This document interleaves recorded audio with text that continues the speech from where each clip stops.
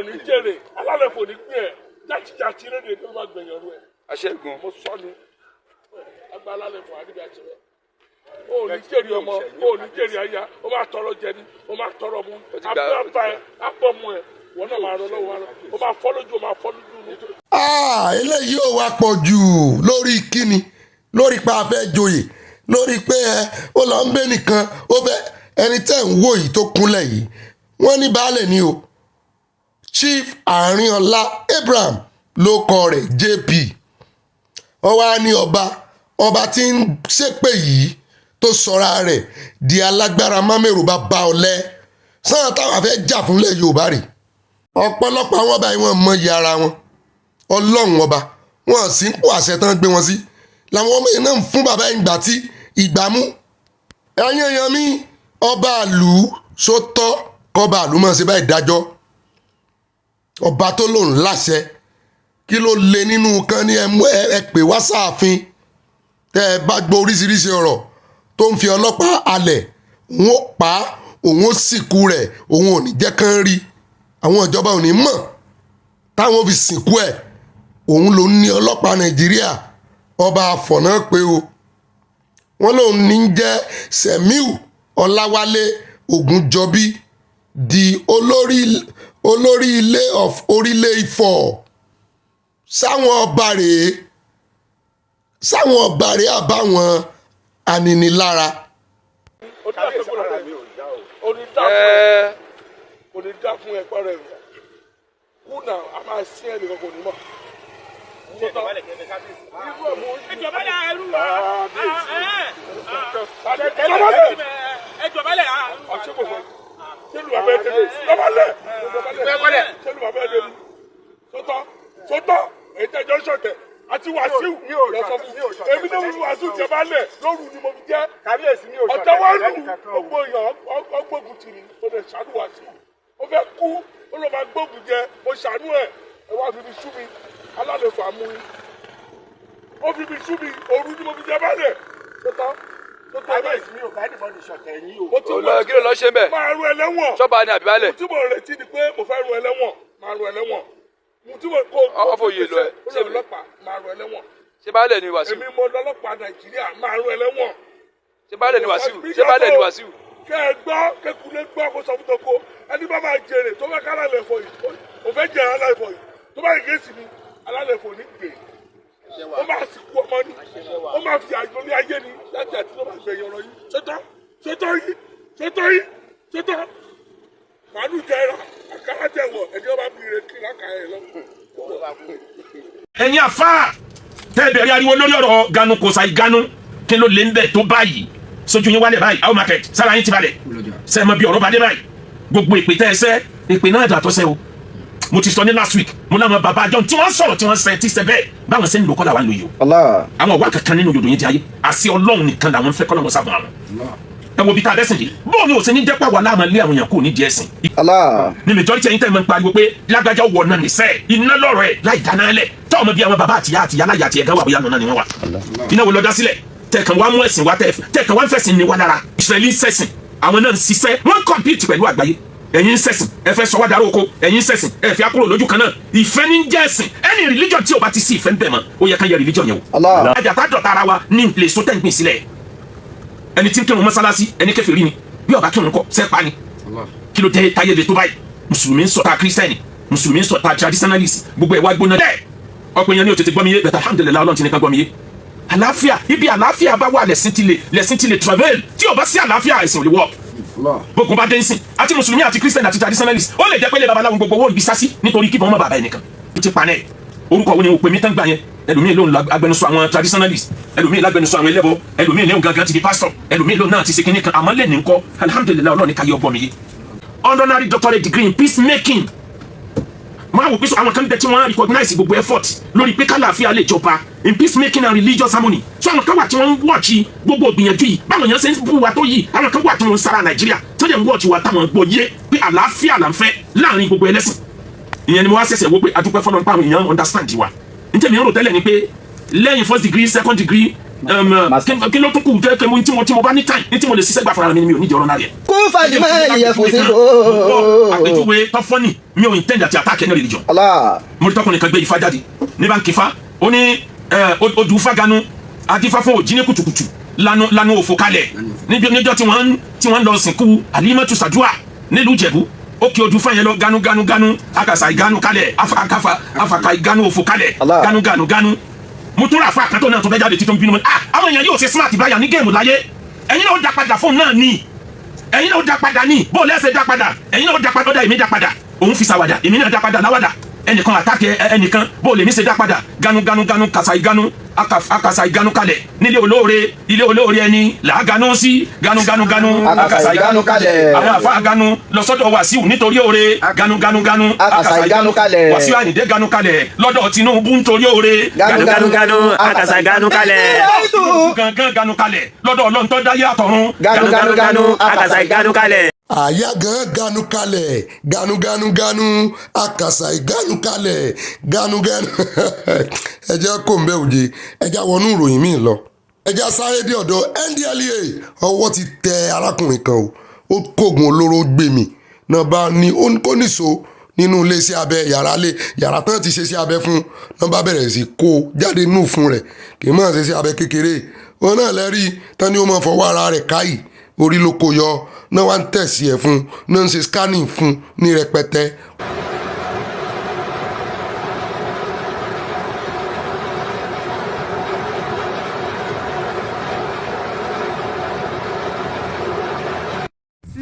People will see me the time when I come from that place where they play ball. kí ebi náà rèé àbí kí ni ká pè é arákùnrin tẹ́ẹ̀rí tó gbé ọ̀nì sórí yìí ó rè pa Ọọ̀ni ọlọ́ọ̀nì ni o n tó sì fi pa ó ya gbogbo èèyàn lẹ́nu gan-an ni nítorí kì í ṣe pé bóyá ogun lọ́bẹ kì í ṣe pé bóyá ogun ládàá kò sì yìnbọn ọgbọ́n burúkú ni máa fi pa ẹranko káàkiri wọ́n ń sin Ọọ̀nì ni kì í ṣe pé ó rè panu odò èèyàn kan ló ní Ọọ̀nì yìí ó sì mú ó ní kinní kan tí máa fi pa ó ti ṣe bí bátìrì bí ìgbà tó bá fẹ́ gbẹ̀mí lára èèyàn tán wá plọ́ọ̀gì iná mọ́ èèyàn lára ẹ rí wọn bá mú jáde nísìn ọmọ tí ń ṣẹlẹ̀ Nàìjíríà nísìn kò yé mi o mo máa tún ìròyìn wò létà tèmi náà máa wò pé ẹ jẹ́ àpàtì ìròyìn tì náà sáwọn kìíní ríìlì nínú Nàìjíríà ó ní agbára ẹranko ló pa lóòótọ́ ṣùgbọ́n tó ṣe lè pa ẹranko ó lè pa àyàn bẹ́ẹ̀ o. Wow, I don enter gbese this morning. Naira is gaining so much. Naira yesterday 2060, this morning 196, 1960. I think these Trump policies, nobody wants to go to America again. Nobody is changing dollar because Trump is scattering everywhere. And I believe our government too, they've been doing so much to stabilize this money. This money has been stable now at least for 4-5 months. But things in Nigeria are still a bit expensive. Things in Nigeria are still going up, even though dollar is coming down. As dollar is coming down, pounds is coming down, our petrol is supposed to be coming down. Things we buy. òótọ́ ọ̀rọ̀ láìsíkì sọ lálá tó ròkè Nàìjíríà kì í sábà wálẹ̀ ṣùgbọ́n mi ò mọbi tí Isaac ti rí réètì dọ́là tiẹ̀ o tó ń pè 19 2000 láti 2000 sí 19 ó sì ṣe fídíò yìí ní o ẹ sì gbọ́ tí ń dárúkọ Trump dọ́là ìgbóhùn dọ́là tún wọ 19 síbi 15 àbí nǹkan kan ni euro tiwa gan-an bí 1680 ní agídí ní fi ń gbẹnu lé 17 ọ̀rọ̀ Isaac ò yé mi mọ́ o ẹ jẹ́ àpò lọ́dọ̀ rẹ o ẹgbẹ́ lò náà ń ṣẹ́ dọ́là lọ́dọ̀ tí yín o áàpù wo lẹ̀ ń lò ó ṣé 2000 ní. Mo máa wà lóyà, àjọ olóòótọ́, síbáwò, àti mínísítà dẹ́pútì, àti ẹgbẹ́ wa, àtàwọn ọ̀gá wa, títí dìgbà, wọ́n máa fún pàṣẹ mí fún mi. Kí mo bá wá yàgò lọ́nà yìí. Eléyìí, mo bá rí yàgò lọ́nà, mo bá ọ̀nà àbẹ́tàlùkọ́ àkẹ́kọ̀ọ́ lórí ìdè yìí. ara pẹ́rẹ́ rèé fídíò tẹ́ ń wò yìí ti pẹ́ ṣùgbọ́n gbogbo ohun tí àwọn èèyàn ń sọ náà ni pé kán máa fi Ògún Ṣàngó kán máa fi búra fún àwọn olóṣèlú ṣùgbọ́n kì í ṣe bí ìbúra tẹ́lẹ̀ yìí o. bẹ́ẹ̀ bá gbọ́ gbára tí ń bú ẹgbẹ́ rẹ̀ ní ń búra fún ẹgbẹ́ òṣèlú rẹ̀ pé àṣẹ tán bá pa fóun lòun ó ṣe. tẹ́gbẹ́ òṣèlú bá rè pàṣẹ pé kó ọmọ kówó wá ń kọ́ tó o wá yarí pò ní kówó wá. ìbúra yẹn gbọ́dọ̀ jẹ́ ti ìbúra sí aráàlú. ìbúra yẹn gbọ́dọ̀ jẹ́ ìbúra sí ìpínlẹ̀ sí ìbílẹ̀ tàbí sí orílẹ̀-èdè. kámọ̀túnrẹ́ wọ one chance o tírú ẹ̀ bá ṣẹlẹ̀ o. orílẹ̀ tàbí ìlú èèyàn tàbí agbègbè èèyàn tán ti fi ọ́ sóyè tán ti fi ọ́ joyè òun ló gbọ́dọ̀ ní allegiance sí òun ló gbọ́dọ̀ búra fún kì í ṣe ẹgbẹ́ òṣèlú torí tí ẹgbẹ́ òṣèlú ń dánwò Nàìjíríà nísìn béèyàn bá ti gorí oyè nísìn lẹ́mọ̀ gbọ́ kówó wá ọ̀pọ̀lọpọ̀ àwọn tí ò ṣe dáadáa tán wà lórí appointment ẹgbẹ́ òṣèlú ló kó bá wọn. ẹ jẹ́ kó ń bẹ yóò yá ẹ bá ń ro dáadáa ẹ bá ń kọ̀mọ̀ràn yín sábẹ́ comment section. ẹ jẹ́ wá sáré dé ọ̀dọ̀ àlí bàbá wọ́n ní ìmọ̀ràn ńlá fún wa lórí ètò ìkànìyàn.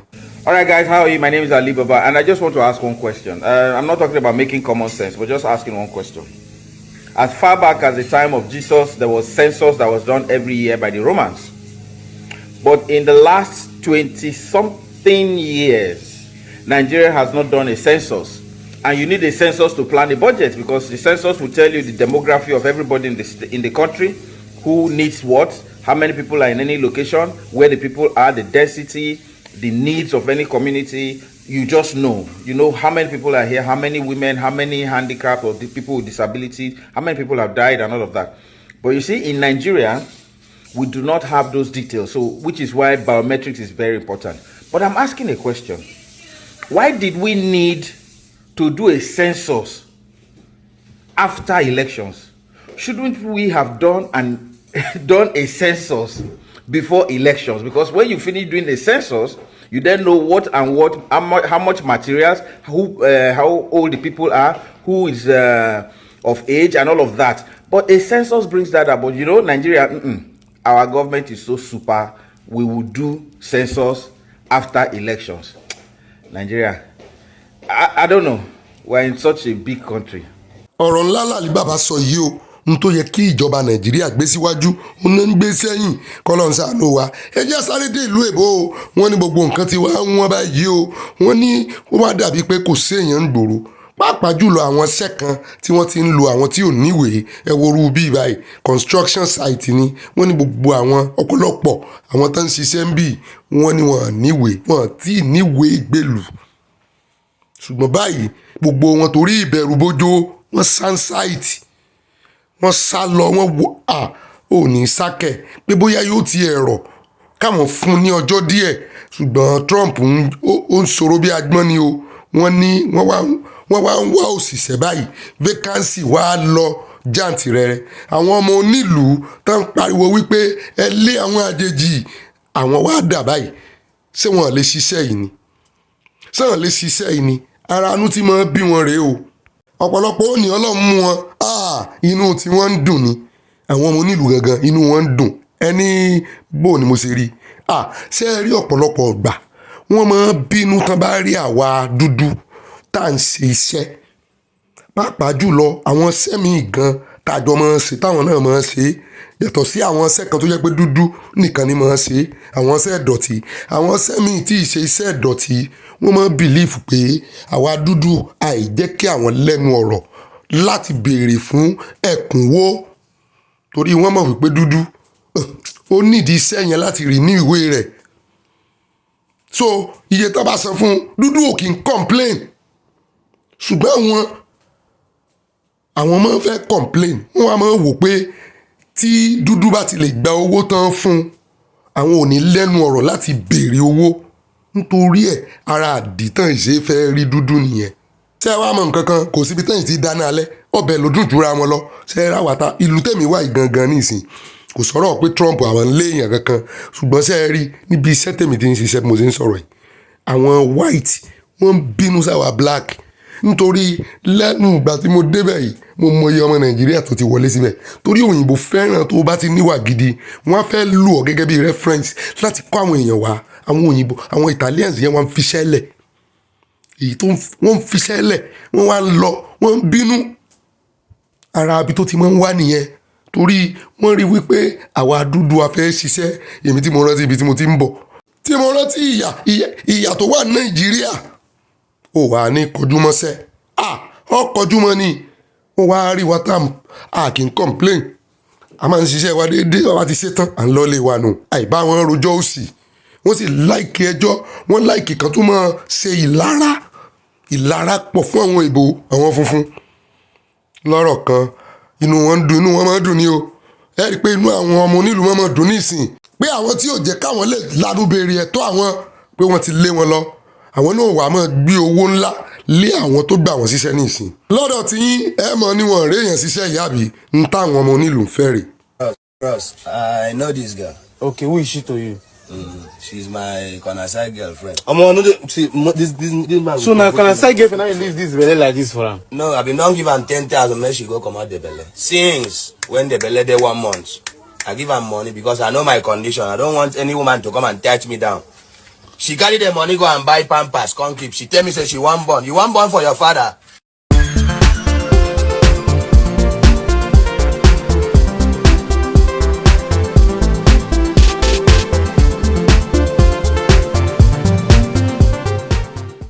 ebi ń po lódodo ebi ń po lódodo ebi ń po lódodo aláìṣòdodo wọn yọkun àtàyè rọ̀ wá ó àmì bẹ̀bẹ̀ o gbogbo wa máa ló fojú sọ́nà o ọ̀rọ̀ ayé màmí fàdúrà ìfẹ́ ló ń torílẹ̀-èdè ṣe òdodo ló ń torílẹ̀-èdè lékè o ìfẹ́ ló ń torílẹ̀-èdè ṣe òdodo ló ń torílẹ̀-èdè lékè o nínú ẹbí ká wá ìfẹ́ níbi iṣẹ́ ká wá ìfẹ́ o nínú ìjọ ká wá ìfẹ́ àtòbí jù fi ìfẹ́ so wá pọ̀ ọkọ ò rí inú aya mọ́ o ìyàwó ń gbé nǹkan gbẹ̀yìn ọkọ ìgbàgbọ́ ò fẹ́ ra àwọn dénú mùsùlùmí wọn máa ń takora wọn ibi tí mò ń lọ gan nìyẹn ṣùgbọ́n orin tá a fi ṣe iṣẹ́ àmúrelérè àsàmẹ́ǹtì wa fún tòní tá ń kọ́ bàbá wa Ṣọlá Rótìmí evangelist Dr.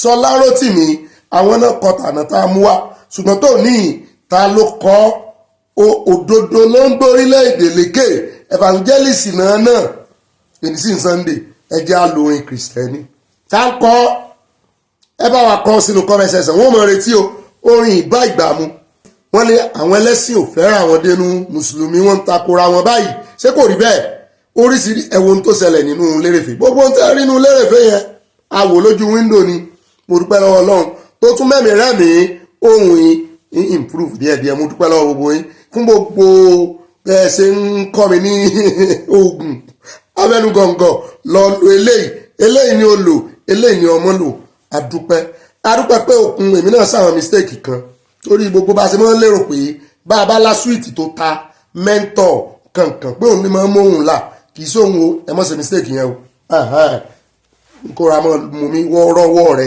kọ́ mọ́ mu lifting tea rẹ olówó ń fa tí alágbádá olówó ń fa kànga kóra mọ́ sẹ́mu kó o sì rest orí ẹ̀ lèmi náà ṣe fọ̀bẹ́ gún bí iṣẹ́ báyìí mo rest látàárọ̀ ni pàápàá jùlọ lórí ọ̀rọ̀ ti Sharia yìí báyẹ̀ bá pé kókàkó ibà ìròyìn náà ní ibà gbé wọn lẹ́bàá ìrànà ẹ̀mí náà ní ibà sáré wọlé ibà confam ẹ̀ kó tó sẹ́ǹdì ẹ̀ ibà allegedly yìí náà rèé o gbogbo ń tá a bá gbọ́ tó lè jódodo létí wa ṣùgbọ́n tá a sì ń bẹ̀ tá a ní ẹ̀rí fún kí ni o allegedly gbogbo ń tá a bá sọ lórí ìròyìn lónìí allegedly ni reportedly ni àwa gbọ́ ni àgbà ẹja mọ̀ fi sára ìhùwàsí wa.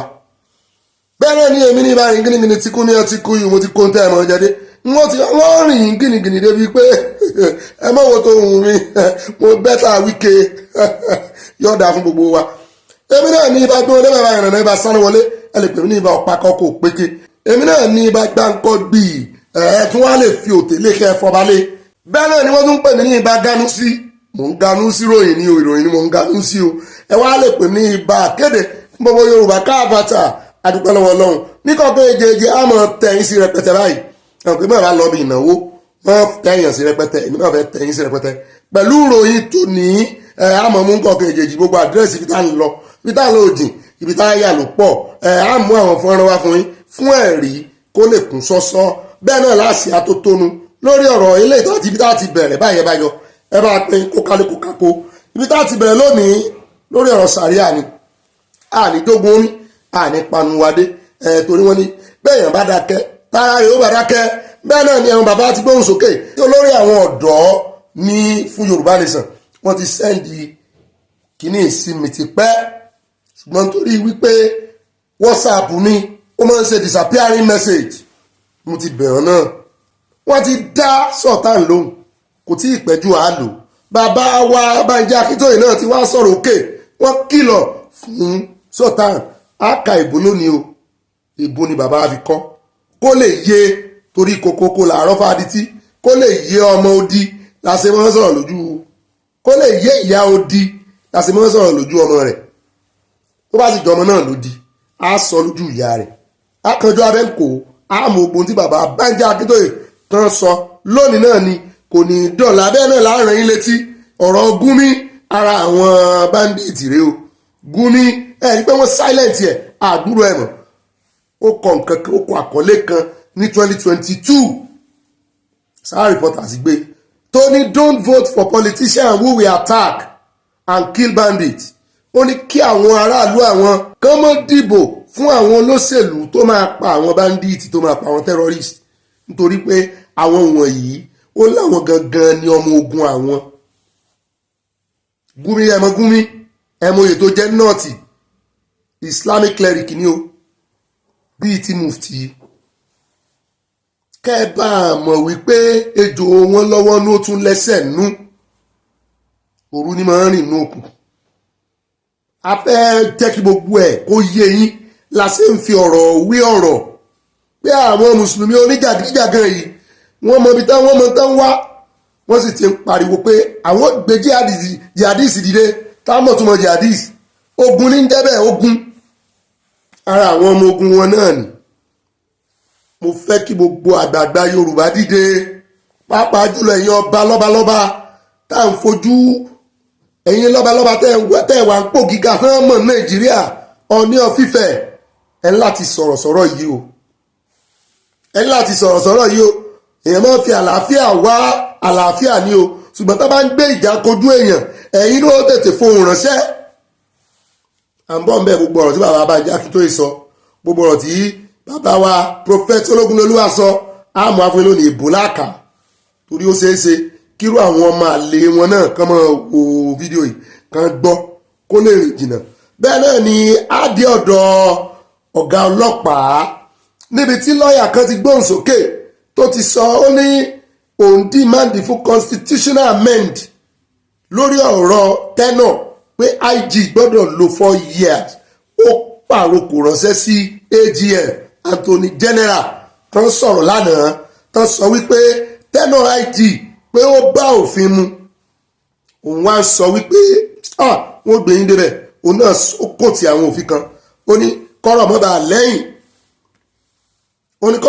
lẹ́yìn kò dá sọ̀rọ̀ Sowore o ṣùgbọ́n gbogbo ohun tí ń sọ ó ń fìdí ọ̀rọ̀ Sowore múlẹ̀ pé òfin tẹ́lẹ̀ ṣe àtòfin tó dá tó fún IG ẹni tó bá wà nípò IG tó fún wọn ní oore ọ̀fẹ́ láti lo ọdún 4 pé òfin 1999 constitution ni pé kò sì gba ẹni tó bá ti lé 60 years láàyè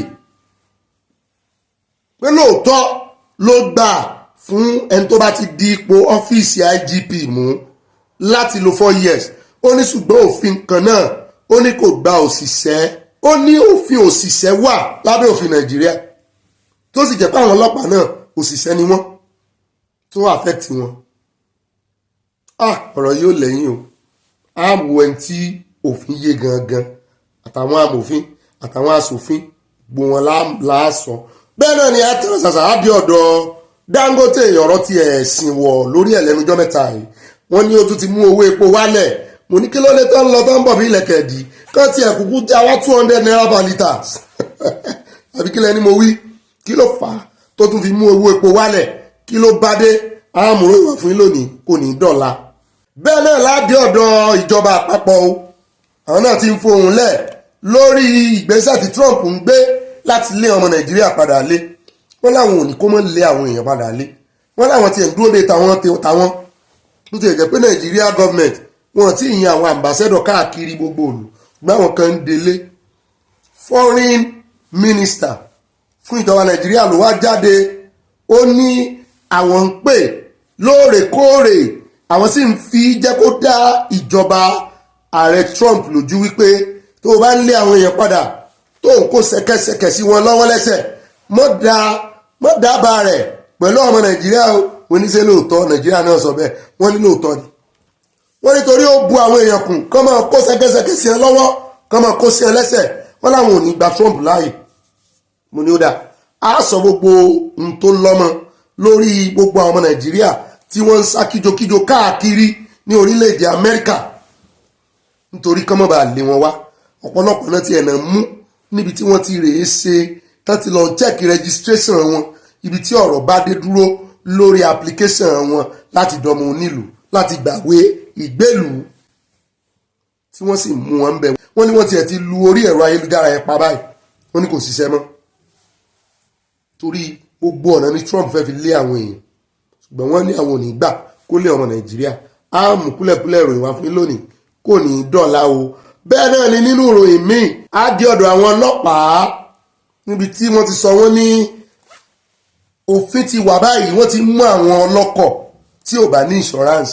Mo ní ṣé wọn ì mú wọn tẹ́lẹ̀ ni insurance ṣe kókó ó wà mọ́tò bí ò ní insurance wọ́n ti gba mọ́tò lọ́wọ́ rẹ̀ ó ní insurance ṣe kókó òun gangan ni first thing.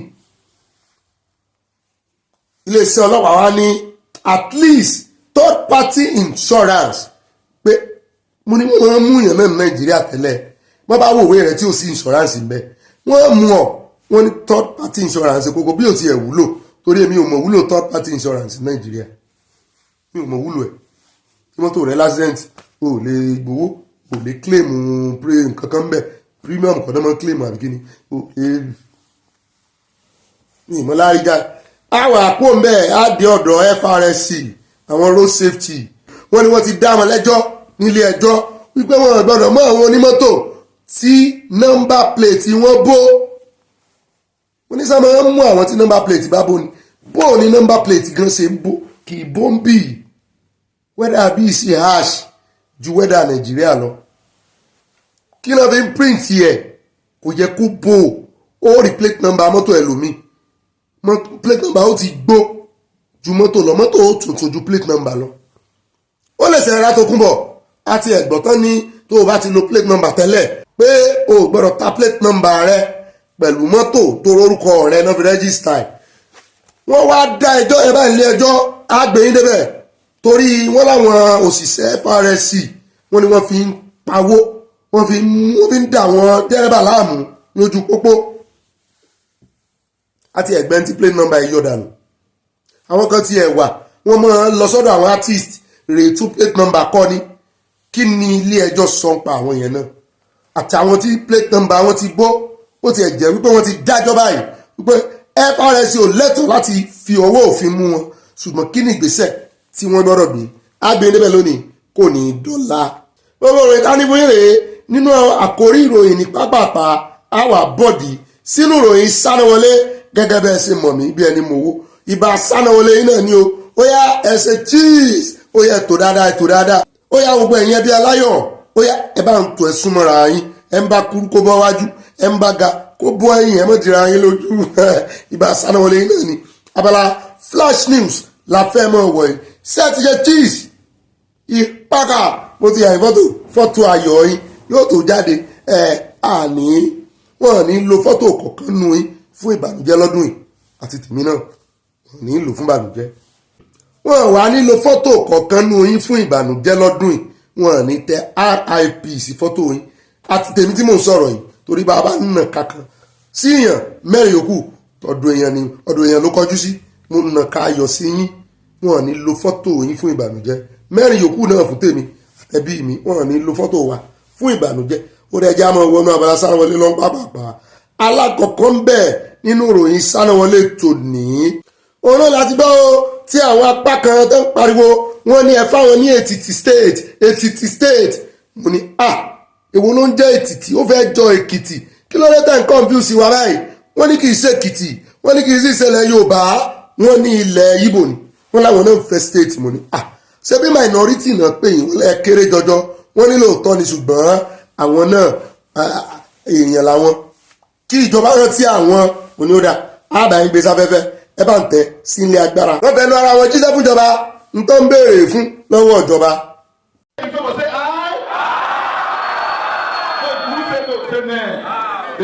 This unanimous vote expresses the readiness of the people to embrace a new state and a plea on the President Bola Ahmed Tinubu to grant a city state to the people. My people need it. You already know that we are a minority. Even if we don't feel the presence of government much here, because we are almost at the tail end of the state. And also, as Ndibo we are, it's high time we tell ourselves the truth.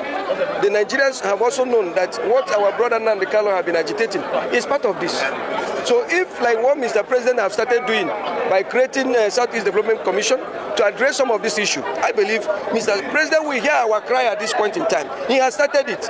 Giving us Southeast Development, let him give us one more state. So for me, PDP is my party, APC is my party, Labour is my party, APGA is my party. So far as this constituency is concerned, there is no party. At the moment in Abia State, it's quite a local government. And by extension, Umunochi local government is like a minority. It will bring governance closer to the people. That's why. If by God's grace we'll get this state, we'll get more development, more local government, more social amenities, and federal president will be part of us. So it's a timely, and we will all give our support. We are having a town hall meeting that every other political party is present. Like myself, I'm a chieftain of APGA, but we are here today because the young man is no more interested in party politics. He is now interested in governance. Wọ́n dá káàbọ̀ padà òun náà lẹ ti gbọ́ lẹ́nu wọn yẹn o wọ́n ṣàlàyé ilẹ̀kùn ẹjẹ́ wa dé ìlú yìí ìròyìn yóò ṣe ó pààyàn lẹ́kùn ìròyìn tá a mú wá fún yín lọ́jọ́ sí táǹkà epo tó jóná tán ní nínú ìdílé kan èèyàn 11 lódò lóògbé wọ́n ti wá ń sin wọ́n ó tún kọ̀ǹfàmù ẹ̀ bàbá ìyàwó ọkọ ìyàwó ọmọ 4 ó jẹ́ 6 àwọn alábàáṣiṣẹ́pọ̀ wọn gbogbo wọn ṣàjẹ́ 11 wọ́n sì rèé ṣètò kú bàbá ọkọ náà ń padà bọ̀ ìjàmbá tírélà yẹn ṣẹlẹ̀ ẹ bá tẹ̀sí ilé agbára ẹ jẹ́ àwòrán sí. If death had taken my son and left the wife and the children for me, it will console me better. Now I've lost 7 children. 4 of them are boys, 3 are girls. It's a very painful thing for me. This same accident that claimed his life at Wonyama Enugu on Saturday, the same spot claimed the life of my husband in 2020.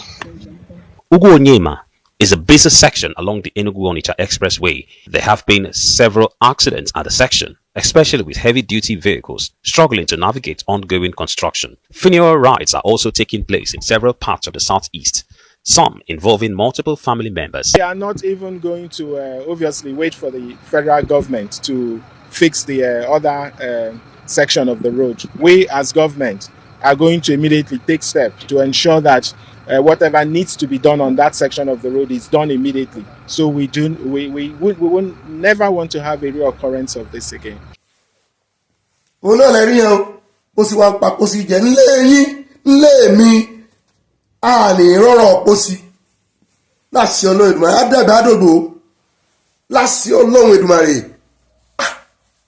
Ewu pọ̀ Nàìjíríà o èèyàn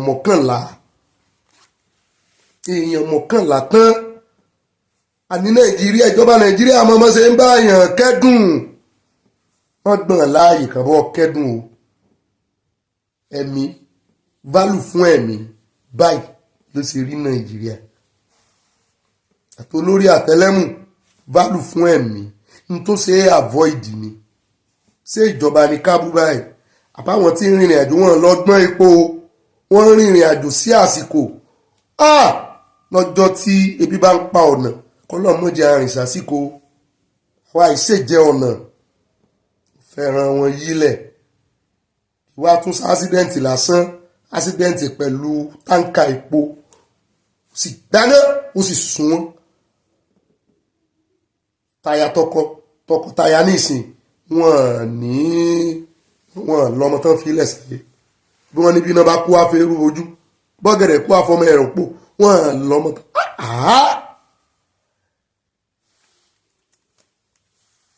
ó dàbí ọ̀rọ̀ aeroplane tó já ní Philadelphia lánàá gbogbo àwọn èèyàn ọbẹ̀ kú ilé tí wọ́n bàlẹ̀ náà tún laná náà tún kí ló ń ṣẹlẹ̀ òpin ayé ti dé.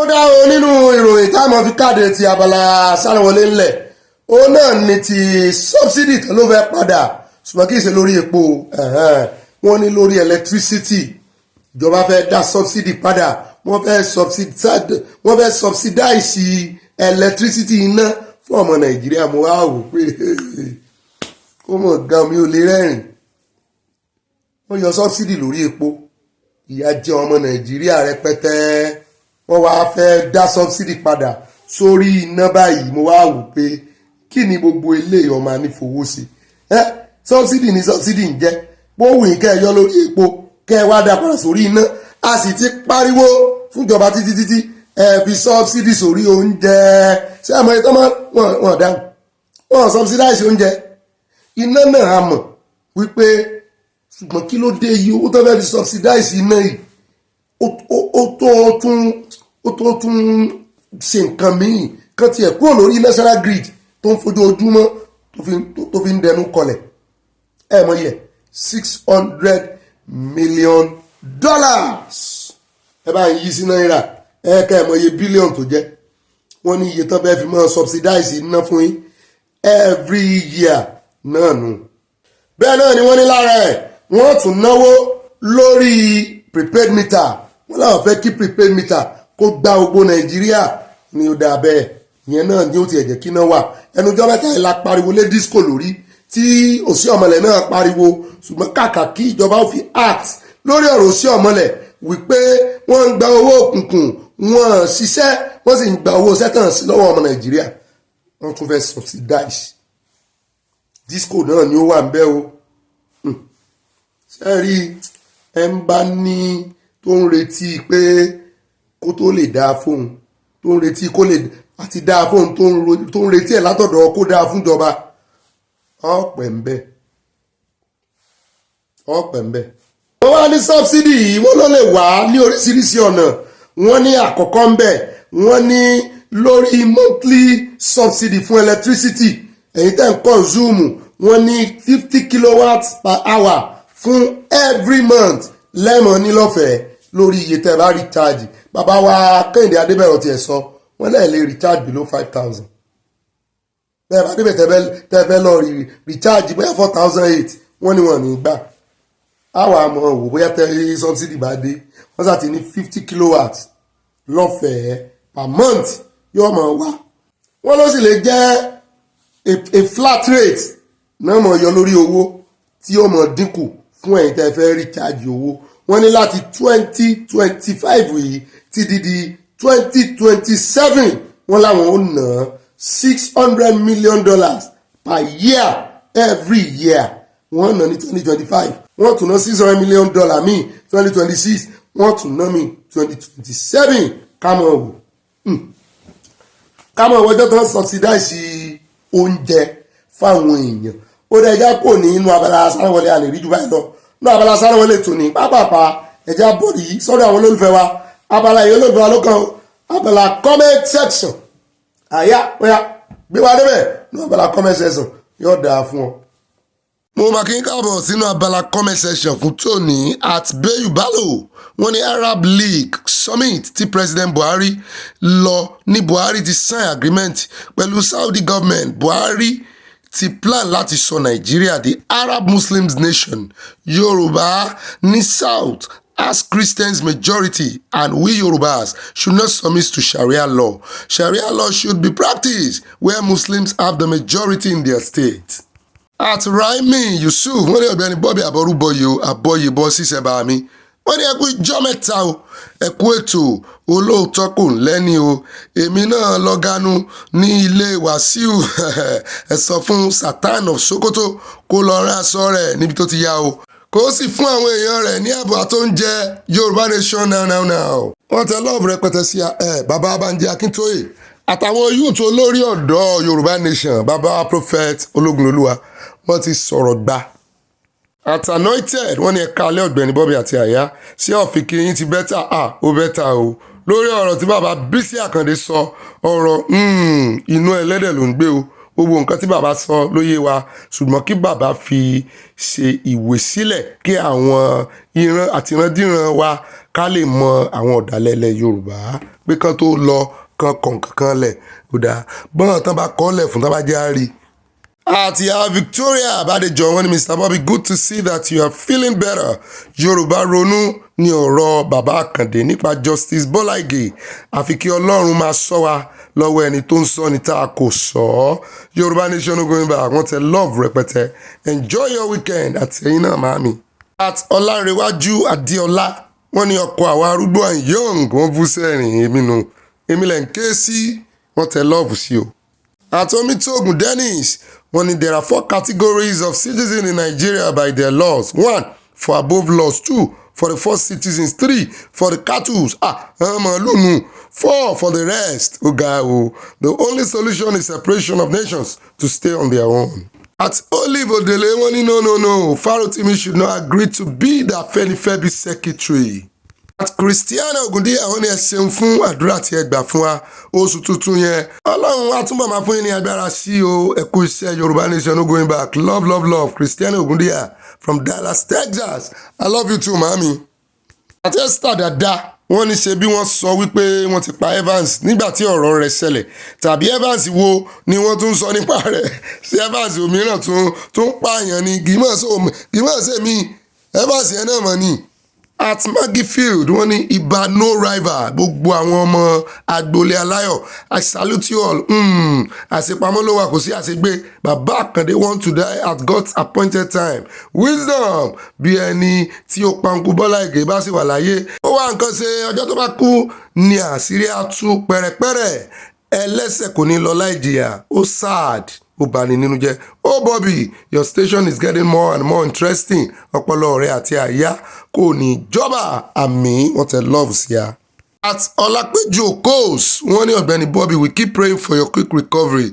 Ó ti pẹ́ tí àwọn àgbààgbà Yorùbá ti ní ọ̀rọ̀ nínú bí ejò oró ni o bí oró nínú bí ejò ó jẹ́ ìtìjú ńlá fún gbogbo àwọn àgbà wa fún ikú bàbá Bọ́lá Ìgè ọ̀rọ̀ kíbẹ̀ wọ́n bá ní nǹkan kíbẹ̀ bí ẹsẹ̀ ràgò wọ́n ní ju gbogbo ẹ̀ lọ gbogbo ọkàn tó lọ́wọ́ nínú ikú bàbá yìí kò ní ìsinmi ọjọ́ alẹ́ iṣẹ́ wà fún wa nílẹ̀ Yorùbá Nation no going back iṣẹ́ pọ̀ o ìyá mi mo ló ń mú bọ̀ ẹja ọsàn wọ́n ní àtọ̀gbẹ́ni Bobby mi tòótọ́ my darling thing ẹ pẹ̀lẹ́ tí ohun yín olóyin yìí abẹ́rí ó tún lóyin sí orí ló yọ ọmọ ọ̀rẹ́ tì lẹ́yìn ẹ o àwọn ọmọ wa ò ní jìn sọ́fín ayé lórúkọ Jésù Ọlọ́run mọ̀ọ́mọ̀ dá ẹ̀mí Ọbásanjọ́ sí kí àṣírí rẹ̀ lè tú ní ọjọ́ ayé rẹ̀ ọjọ́ alẹ́ àbí Yorùbá Nation ilé tó lọ Ọlọ́run á fún ẹni tí ó tú nígboyà tí ó fi tú.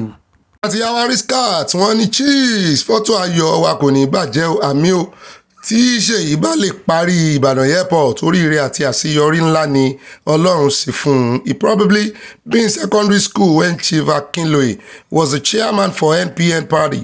That is when they started the airport but unable to finish because of àjẹbánu àwọn olóṣèlú. Nígbà náà wọ́n ti ń fi nǹkan ṣe Yorùbá tipẹ́ Ọlọ́run á gbà wá lọ́wọ́ àwọn alágbára o. Wọ́n ní ká sùn láyọ̀ ó dàárọ̀ wọ́n tẹ love rẹpẹtẹ èmi náà mo tẹ love rẹpẹtẹ sí hàn. Bẹ́ẹ̀ náà ni àtúndúpẹ́ Bello wọ́n ní Ọọ̀ni kò ní sọ̀rọ̀ wọ́n ní èèwọ̀ ni ajá kì í jobi èèwọ̀ ni o wọ́n ní ọba wa ò ní sọ̀rọ̀ torí 5 and 6 ni wọ́n Bobby báwo lára yẹn kó weekend. Ẹ mú agbó kí ara lè dáadáa ara lè pírí lòlògó ń jí ohun yìí náà ni ṣùgbọ́n ńlá díẹ̀díẹ̀ ẹ làrọ̀ wá bẹ́ẹ̀ náà ni àti Olúyẹmísí Abígúndé wọ́n ní they are wicked. Those last man collected 50,000 naira from my daughter. They provoke the masses. Wọ́n ṣe máa ń ṣe nu o, ìwà wọn lẹ rí yẹn o. Àti Prof Banji, ìyá dáadáa wọn ní fọ́tò ayọ̀ chinchin. Àti Elizabeth Oyeniya, àwọn ní Ọ̀gbẹ́ni Bobby Iria. Ẹ kú iṣẹ́ ọmọ ìlú, k'Olúwa máa fún yín kó máa bá wa ṣe ní ìyá wa sì ti pẹ́ pẹ̀lú wa o. Ẹ k'Olúwa máa bá wa ṣe. Wọ́n níbi irọ́ bá lọ ní 20 ọdún o, ọjọ́ kan ni òtítọ́ máa lé bá o. Wọ́n mọ ẹni tó pa Bọ́lá Ìgè o, kò sí àyè fún Sharia nílẹ̀ Yorùbá o. YNGB, wọ́n tẹ love rẹpẹtẹ from Dallas, Texas. At Joseph Ìwọlódé, wọ́n ní Ọ̀gbẹ́ni Bobby, ó yà mí lẹ́nu pé ohun Ọ̀gbẹ́ni Bobby náà tún wá ìbejì ní à. Ìfẹ́ yín lágbára o, Ọlọ́run yóò mú yín láradá o. Happy New Month, Reverend Ṣọlá Rótìmí ló kọ orin yẹn o. Yorùbá Nation going back, wọ́n tẹ love rẹpẹtẹ. Àmì o, òun bá há náà, ìmúláradá lèèyàn nídìí. Ẹ ṣe yọ̀dà fún yín, ẹ sì gba Reverend Ṣọlá Rótìmí, àná kọrin àná. At Yomi Henry, wọ́n ní Dele Farotimi is not for Yoruba Nation, but for restructuring of Nigeria. At Monisola Rahman, wọ́n ní Agnes ní Barak náà wà. Bóyá Boko Haram ní driver yẹn, torí bí wọ́n ṣe máa ń ṣe nìyẹn o. At Ọbọ́láńlé Ògúndọ́lá, wọ́n ní Evangelist Òjó Adé ló kọ orin yẹn o. Bọ́jọ́ òní bá tilẹ̀ korò, mo mọ̀ pé ọ̀la mi á dára. Ọ̀gbẹ́ni Bobby, we thank God for improving your health. More grace in Jesus' name. Health is wealth. Yorùbá Nation no going back. Wọ́n tẹ love rẹpẹtẹ. Bàbá wa Ṣọlá Rótìmí, àná kọrin yẹn. Ìyá mi Mosúnmọ́lá Olíwò, wọ́n ní Ọ̀gbẹ́ni Bobby tèmi nìkan ẹ kú iṣẹ́ o. Ẹ má dá wọn lóhùn. Ṣòwò rẹ̀ máa borí lágbára Ọlọ́run. Ṣé ẹ rí àwọn bàbá tá a gbẹ́kẹ̀lé nílẹ̀ Yorùbá? Ikú wo ló fẹ́ pa àgbà tí a kò ní bá poto orí rẹ̀ ń bẹ́ẹ̀. Ohun tí bàbá yìí sọ ó bani nínú jẹ́. Wọ́n ní ẹni tó kú ni tiẹ̀ gbé o. Má jẹ́ kí wọ́n pa ẹ́ o. Ọ̀rọ̀ ńlá o. Wọ́n ní nífẹ̀ẹ́ rẹ Bobby àti àyáwó àárọ̀ Yorùbá Nation no going back. Èmi náà nífẹ̀ẹ́ yín mọ́ mi. At Kudirat Ọláníyàn, wọ́n ní ó ní iṣẹ́ tí ẹgbẹ́ tó fẹ́ ṣe lọ́dún méjì sí ìgbà tá a wà yìí. Irú iṣẹ́ wo nu o? Yorùbá Nation no going back. Náà wọ́n tẹ love rẹpẹtẹ. Allegedly ni o. Mo ti bá yín fa allegedly sí.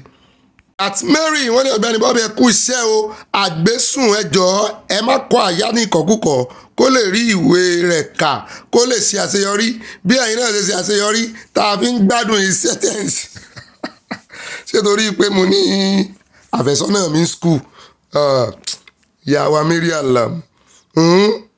At Adesina Adeyemo, wọ́n ní just try to relax very well and drink hot beverage for recovery of your voice. Don't take tom-tom or any catalyst. Just relax and drink. Ara ń tí mo fi ṣera mi nu. Mo lọ mu mentor. Wọ́n lá kó bá ní. Gbogbo àwa bá ṣe gbàgbọ́ pé mentor béèyàn bá lá tom-tom tàbí tó mu tẹ̀rẹ̀bọ̀ tàbí tó lá àwọn súùtù tí wọ́n ta hàn pé yóò jẹ́ kóhùn là. Irọ́ ni o. At Remy, ìyẹn kan Trump. Wọ́n ní Ọ̀gbẹ́ni Bobby, please, your help us pray for Democrats. Blue State last week was in DC, now Philadelphia, because it looked like something going on with them. United States of America so great, even people who hate it refuse to leave. Start of golden age has just begun. God bless President Trump. God bless America. Òótọ́ ni o, ẹ jẹ́ gbàdúrà fún Amẹ́ríkà o. Àwọn èèyàn wá pọ̀ ń bẹ̀ o. Eléyìí tí aeroplane tó ń já lọ́tún lọ́sì yìí.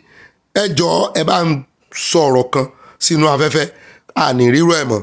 At Yemi Gay, wọ́n ní òfin wà fún retirement age àti years of service. Àwọn tó bá ti lo àsìkò tiwọn kí wọ́n máa lọ láti jẹ́ kí àwọn ọmọdé ríṣẹ́. Báwo ni àwọn tó retire ṣe lè padà sí ẹnu iṣẹ́ kí àwọn ọmọdé máa rìn kiri pẹ̀lú ìyà? Ìjọba gbọ́dọ̀ ṣiṣẹ́ lórí eléyìí. Ìdí nìyí tí wọ́n ṣe ń jápa. Ibi tí wọ́n ń sá lọ náà ti ń dá wọn padà yìí o. Ọ̀rọ̀ ńlá. Èmi ò mọ̀dí táwọn èèyàn ṣe fẹ́ rìtáyà lọ́lé tọ́jọ́ wọn bá ti pé n ti ń dá wàhálà lẹ̀ lórí ọ̀rọ̀ IGP náà rí. At Megola, àwọn ní Ọ̀gbẹ́ni Bobby, bàbá kò lè sọ̀rọ̀ nítorí pé kò sí ẹni tó fẹ́ kú o. Inú mi dùn púpọ̀ sí Ìbàdàn airport o.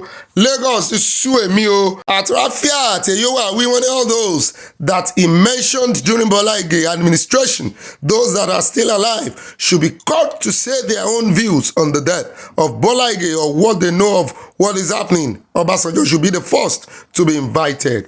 Ìyá wa Rafiat Eyowawi ló sọ bẹ́ẹ̀, mo jíṣẹ́ yín o. Ìyá mi Abi Akínṣemọ́yìn wọ́n ní ó ṣeni ní àánú wípé àwọn ìwà rédèrèdè yìí pọ̀ láàrin àwọn bàbá wa àti àwọn olórí wa tí ó fi jẹ́ wípé à ń fi ń jẹ ara wa lẹ́sẹ̀ àyàfi kí a gbé ẹbọ kàkàǹkà tí ó máa ń ka igbó láyà ní lórígun mẹ́rẹ̀ẹ̀rin ilẹ̀ Yorùbá. Kí ìrẹ́pọ̀ àti òdodo lè jọba o, kí gbogbo ibi lè dínkù. Ire o tọrọ. At Victor Babayemi wọ́n ní bàbá Àkàndé kò lè sọ ẹni tí ó mọ̀ pé ó pa Bọ́lá Ìgè báyìí àfi ìgbà tí ó bá wojú ilẹ̀ dáradára wípé kò séwu mọ́ kí ẹni tí ó pa Ìgè má bàa pa bàbá Àkàndé náà. Bàbá Ìgbà from London ìhà tí bàbá Ìgbà Victor Babayemi tán kọ sí nìyẹn. At Dorcas dúró tó lúwa túnmíṣe wọ́n ní Evangelist Ọláròtìmí ló kọrin Ẹ̀gbá. Wọ́n ní ọkùnrin yẹn ti ní lọ́kàn láti pa ìyàwó rẹ̀ pẹ̀lú hámà. Ṣòwòrẹ́ ń sòótọ́ ṣùgbọ́n ó ti ń ṣe àṣejù lòdì pẹ̀lú òtítọ́ náà. Kí bàbá Àkàndé jọ̀wọ́ sọ òtítọ́ ní ọjọ́ alẹ́ wọn yìí, kò yẹ kí ẹ̀rù ikú bà wọ́n mọ́. Ẹlòyìn jíńjà sí ikọ́ yín o from Providence, Rhode Island, ẹ ṣe yọ̀ọ̀dà fún yín. At Richard Ibidapo wọ́n ní Evangelist Ọláròtìmí sang the song thanks for being there always. Ọlọ́run ní ká dúpẹ́ lọ́wọ́ wọn ẹ ṣé. Thank you too for always being there. At Niger's Wonderland wọ́n ní Ọ̀gbẹ́ni Bobby ẹ kú iṣẹ́ o. Àwọn mùsùlùmí yẹn kò gbádùn rárá. Ẹ mọ̀ sọ báwọn. Ẹ kọ́ dáadáa. Wọ́n bá ń fi oníjàgídíjàgan sí. Ẹ sọ wípé àwọn oníjàgídíjàgan mùsùlùmí yẹn ò gbádùn àwọn ìkóògbé yẹn pọ̀ ń bí yìí. Ohun tí wọn kò lè gbà ni wọ́n máa ń fi lọ ènìyàn ṣùgbọ́n lágbára Elédùmarè wọ́n máa lulẹ̀ ní àwọn onílẹ̀ àfojú wọn gbolẹ̀. Ire o wọn tẹ̀ lọ́ọ̀bẹ ṣe yọ̀ọ̀dà fún yín. Mo ti bá yín fi oníjàgídíjàgan sí nítorí àwọn mùsùlùmí kan náà jáde tán láwọn ò ní gbà kí Sharia lọ wá. Ṣé kápítà bá wá kó wọn pọ̀ ṣénu wọn ó dùn. Adésọlá Ọládèjì wọ́n ní ẹni pa igún kì í kádùn o, ẹni pa kàlàmọ̀gbò kì í káṣù, ẹni pa ẹnìkan kí òun náà má kú mọ́. Nàìjíríà kì í ṣe ìlú gidi. Mo jíṣẹ́ yín Adésọlá Ọládèjì. At Florence Beauty wọ́n ní bàbá Òjó Adé ló kọrin Yorùbá nation la fẹ́ o, a ò fẹ́ Sharia law. Ọ̀gbẹ́ni Bobby wọ́n ń gbọ́ àwa náà sì ń pariwo bàbá Òjó Adé kọ́ o, bàbá wa Ṣọlá Rótìmí. Àwọn ni wọ́n kọ orin yẹn Evangelist Ṣọlá Rótìmí èrè gúgù ẹ̀ kẹ́ ẹ̀ wojú wọn. At Prince Bello wọ́n ní ẹ kú iṣẹ́ takuntakun Ọlọ́run ní bá wa ṣe o, àwa ti yọ̀ lẹ́sọ̀ Ọlọ́run lọ́rùn. At Oyeyemi Salau wọ́n ní a kú oṣù tuntun o, Ọ̀gbẹ́ni Bobby Ọlọ́run ló kó ọmọbìnrin yẹn yọ lọ́wọ́ ikú òjijì. At Yemi Ige wọ́n ní àwa dókítà abẹ́ ilé wọn bú sẹ́rìn Ọ̀gbẹ́ni Bobby má kó bá mi o. At Rashidat Abisola Lawal wọ́n ní Ọ̀gbẹ́ni Bobby ẹ jọ̀ọ́ ẹ̀rẹ́ àlùbọ́sà pọ́pù sínú ilé káàkiri bí ọ̀nà 4 a máa lé flu lọ. Kí n sáré rè ṣe o, kí ẹ dẹ̀ fi eucalyptus oil pa àwùjẹ àti ọ̀pá imú àti ẹ̀gbẹ̀ẹ̀gbẹ́ àti àyà yín Ọlọ́run á gba àkóso ẹni sàárẹ̀ àmì o. Wọ́n ní gba ohùn lẹ́nu yín lọ́lá aláwòrábí àmì àṣẹ Ìdùmarè. Wọ́n tẹ lọ́ọ̀bù rẹpẹtẹ o. Wọ́n ní to you and àyà Yorùbá nation ní kíákíá. Ẹ ṣeun n ó sì ń tẹ́ ní ṣe eucalyptus oil yẹn mò ń lò ó, mo tiẹ̀ ń lò yẹn dáadáa. Àti Yemi Ige wọ́n ní ẹ jọ̀wọ́ ẹ bá wa rí sí ti Àkúrẹ́ náà o, ẹ ṣeun o. Wọ́n ní airport tàkúrẹ́ náà ẹ sọ di international. At Stella Odele wọ́n ní àwọn gómìnà yín ni wọ́n ń dá Yorùbá nation dúró torí ọbẹ̀ allocation tí wọ́n ń lá àti àwọn àgbààgbà Yorùbá tí wọ́n ń support ìjọba bàbá. Bí àwọn àgbààgbà yìí ò bá fọwọ́ sí àti àwọn ọba stumbling block nìyẹn o. Wọ́n ṣe rally l'August níbo ló já sí? Bàbá ní kò sí rally kan tí ó lè disturb ìjọba òun. At Ṣadé Ìbírónkẹ́ ìyàwó olórí Ṣadé ló tó wọ́n ní Ọ̀gbẹ́ni Bobby kí Olúwa túnbọ̀ máa gbé yín ga àmì o. Wọ́n ní kò sí òtítọ́ lẹ́nu àwọn àgbààgbà ilẹ̀ Yorùbá o. Gbogbo wọn ló mọ ikú tó pa bàbá Bọ́lá Ìgè. Ṣé bí àwọn ọba 6 ni wọ́n sọ pé ó gba owó ẹ̀mí Abíọ́lá nílẹ̀ Yorùbá allegedly. Ẹ máa fà allegedly sí ẹ̀yin náà sọ pé wọ́n ní ṣe bí. Tó bá bí yín nìsín pé kẹ́ ẹ mẹ́rìí wá. ẹ má falẹ̀ jẹ́ lìsì mọ́ mi ṣùgbọ́n bí wọ́n fẹ́ bí wọ́n kọ̀ ẹ̀san ké lọ́jọ́ kan o Yorùbá nation no going back wọ́n tẹ lọ́ọ̀bù sí a.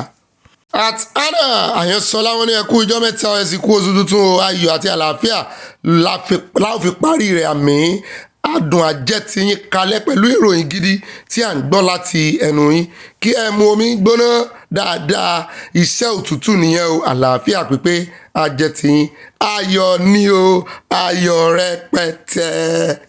At Adiola Lawal wọ́n ní bẹ́ẹ̀ ni bàbá mi ṣẹ̀ṣẹ̀ lágbà anytime I'm listening to your news I'm so happy God bless you and your family amen and you too. At Adetola iná wọ́n ní ó bọ̀bì akó ètò ọlọ́mọ ìlú tòní o Sowore gan mọ òfijù sáànù tí Ṣeun gbé wá sí Channels TV olóṣèlú ni nítorí kò lè dáhùn ìbéèrè Ṣeun ẹ̀yin náà rí ń sá YNNN Yorùbá nation no going back Ọlọ́run amúyínlára lé o ẹ bá mi kí àyà o love ẹ̀sìn mo dúpẹ́ òtútù náà ara rẹ̀ wẹ̀ sí ni ṣùgbọ́n ara mi le kókó lárọ́ tá lé o ohun ìná ni yìí sí iṣẹ́ mi nìkan gbogbo ilé ló ti kó báyìí gbogbo ilé mo ti transfer ẹ̀ for everybody. At Oríọlá wọ́n ní ibà orí ohùn voice ẹ̀ ṣe yìí náà ni láti wà Ọlọ́run kò ní gbà fún Wike tó ń wá backup ó ń wá ilé gbé ṣùgbọ́n ẹ máa jẹ ata dáadáa o àyà tá ń fẹ́ kú street ni bàbá Bísí Àkàndé ń gbé ló fà á tí wọn ò fi lè sọ òdodo. Oríọlá from Dallas Texas ṣùgbọ́n bàbá gan ti dàgbà kí ló ń ba bàbá lẹ́rù ikú táwọn amòótọ́ tán láwọn ò ní sọ àwọn ò gbé wọ sàárè Yorùbá. At Anna Osu wọ́n ní gbogbo ẹbí wa akíyín o a kú oṣù tuntun gbogbo wa tí ó bẹ̀rẹ̀ rẹ̀ ni yóò tún parí rẹ̀ láyọ̀ àti àlàáfíà Ọ̀gbẹ́ni Bobby àlàáfíà yóò jẹ́ tiyín láṣẹ Èdùmàrè wọ́n tẹ love rẹpẹtẹ o from Houston Texas èmi náà fẹ́ràn yín yóò dáa fún yín I love you too.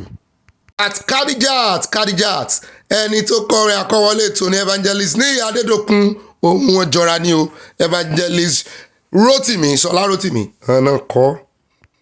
At Adetola iná wọ́n ní Bobby akó ètò ọlọ́mọ ìlú o lórí ọ̀rọ̀ bàbá Bọ́lá Ìgè nǹkan tó so mọ́ ikú wọn pọ̀ ṣé bàbá Àkàndé tún bẹ̀rù ikú ni pẹ̀lú ọjọ́ orí wọn ní Ọbásanjọ́ kò rí nǹkan kan ṣe pẹ̀lú ó ga fún àwọn àgbà Yorùbá adìẹ ń jẹ́ fún ara wọn bàbá onílò òkòso YNNN Yorùbá nation no going back wọ́n tẹ love rẹpẹtẹ wọ́n gbé flower tó pọ̀ lé. At Adédoyin Clement wọ́n ní nípa ọ̀rọ̀ bàbá Bísí Àkàndé wọ́n ní wíwo lẹ́nu awó ń wo ọ̀rọ̀ kì í mì níkún àgbà watching you from United States of America ẹ kú ètò Ọ̀gbẹ́ni Bobby wọ́n tẹ love Ọlọ́run ní bá wa tó o. At Mary wọ́n ní ajínrere Ṣọlá Rótìmí àwọn ni wọ́n kọ orin yìí ẹ kú ètò Ọ̀gbẹ́ni Bobby àti àyà àkú ètò Mary Alamu ẹ̀yin tún ní ó dáa o wọ́n tẹ love rẹpẹtẹ. Àtòrí Oríọlá wọn ní ẹ sọ fún Sowore kó ṣe jẹ́jẹ́ kò sí òfin ní Nàìjíríà ti wípé ó dára kí airport wà ní Ìbàdàn ṣùgbọ́n kí wọ́n kó gìrì mọ́ ọ̀rọ̀ security wọ́n pa gìrì mọ́ ọ̀rọ̀ security Oríọlá race from Dallas Texas. Wọ́n ní at Àbáyọ̀mí Morufai wọ́n ní Ọ̀gbẹ́ni Bobby àti àyà gbogbo èèyàn ló fẹ́ lọ sọ́run ṣùgbọ́n kò sí ẹni tó fẹ́ kú o tá ń fẹ́ kú mi ò fẹ́ bá bàbá wí for saying he doesn't want to talk Nigeria is a crime scene before you know bàbá may be páyì pé wọ́n lè pa bàbá don't be surprised. With this interview, anything can happen, but it would have been better for Baba to say, to show the faces of Yoruba enemies. Yoruba nation can be joked with, in Jesus' name. Yóò dá fún yín ọ̀rọ̀ gidi lẹ́sọ. At Fọlákẹ́ with Heart Angels, only Ọ̀gbẹ́ni Bobby, happy new month and happy Sunday. Báwo ni cold? Àjíǹde ara máa jẹ́ o, àmì àṣẹ Èdùmàrè. Kò sọ̀rọ̀ lórí ọ̀rọ̀ Evans o, bí ọwọ́ bá tẹ olè pípa ni ẹ pa, kì í ṣe olè nìkan ni ó ń ja ọ̀pọ̀ ènìyàn tí ó bá kàwé lọ́gbà ẹ̀wọ̀n ó kà fún orí ara rẹ̀ ni. Àwọn tí ó ti ṣe lọ́sẹ̀ níbo ni ká fi tiwọn sí o, wọ́n ní pípa nìkan pàdánù.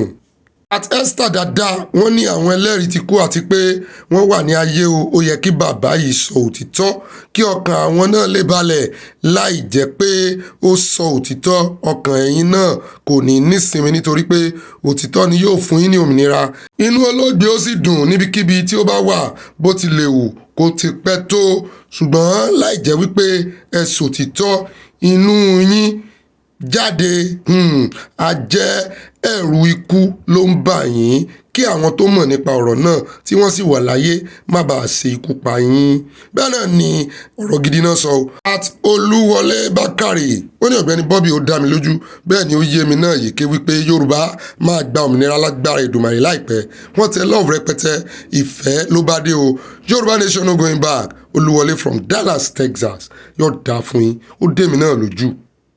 Abọ́láńlé Ògúndọ́lá àwọn ní Ọ̀gbẹ́ni Bobby bó pẹ́ bóyá ọwọ́ máa tẹ àwọn amòkùnṣèkà àwọn tí wọ́n ń pa ènìyàn bí ẹni pẹran àtọmọdé àtàgbà wò ó tọ́jú ara rẹ Ọ̀gbẹ́ni Bobby Ọlọ́run á túnbọ̀ fún ọ lókun àtàgbára bámi kí àyà Yorùbá nation no going back wọ́n tẹ love kò sí nǹkan kan tó ṣe mí ohun yìí náà ni kóòdì ni ṣé mo dúpẹ́ lọ́wọ́ yín yóò dáa fún èmi náà ń tọ́jú ara mi. àti Olúwọlé Bákàrè wọ́n ní ọ̀gá àyà Prophet Máyọ̀wá Olúwadèyí ló prophesy nípa disaster nínú afẹ́fẹ́ nínú ọdún yìí o mass wedding tí Sultan Sokoto fẹ́ kí a máa ṣe ní ilẹ̀ Yorùbá nìyẹn o ṣùgbọ́n àwa ò ní gbà o ire o Olúwọlé from Dallas, Texas.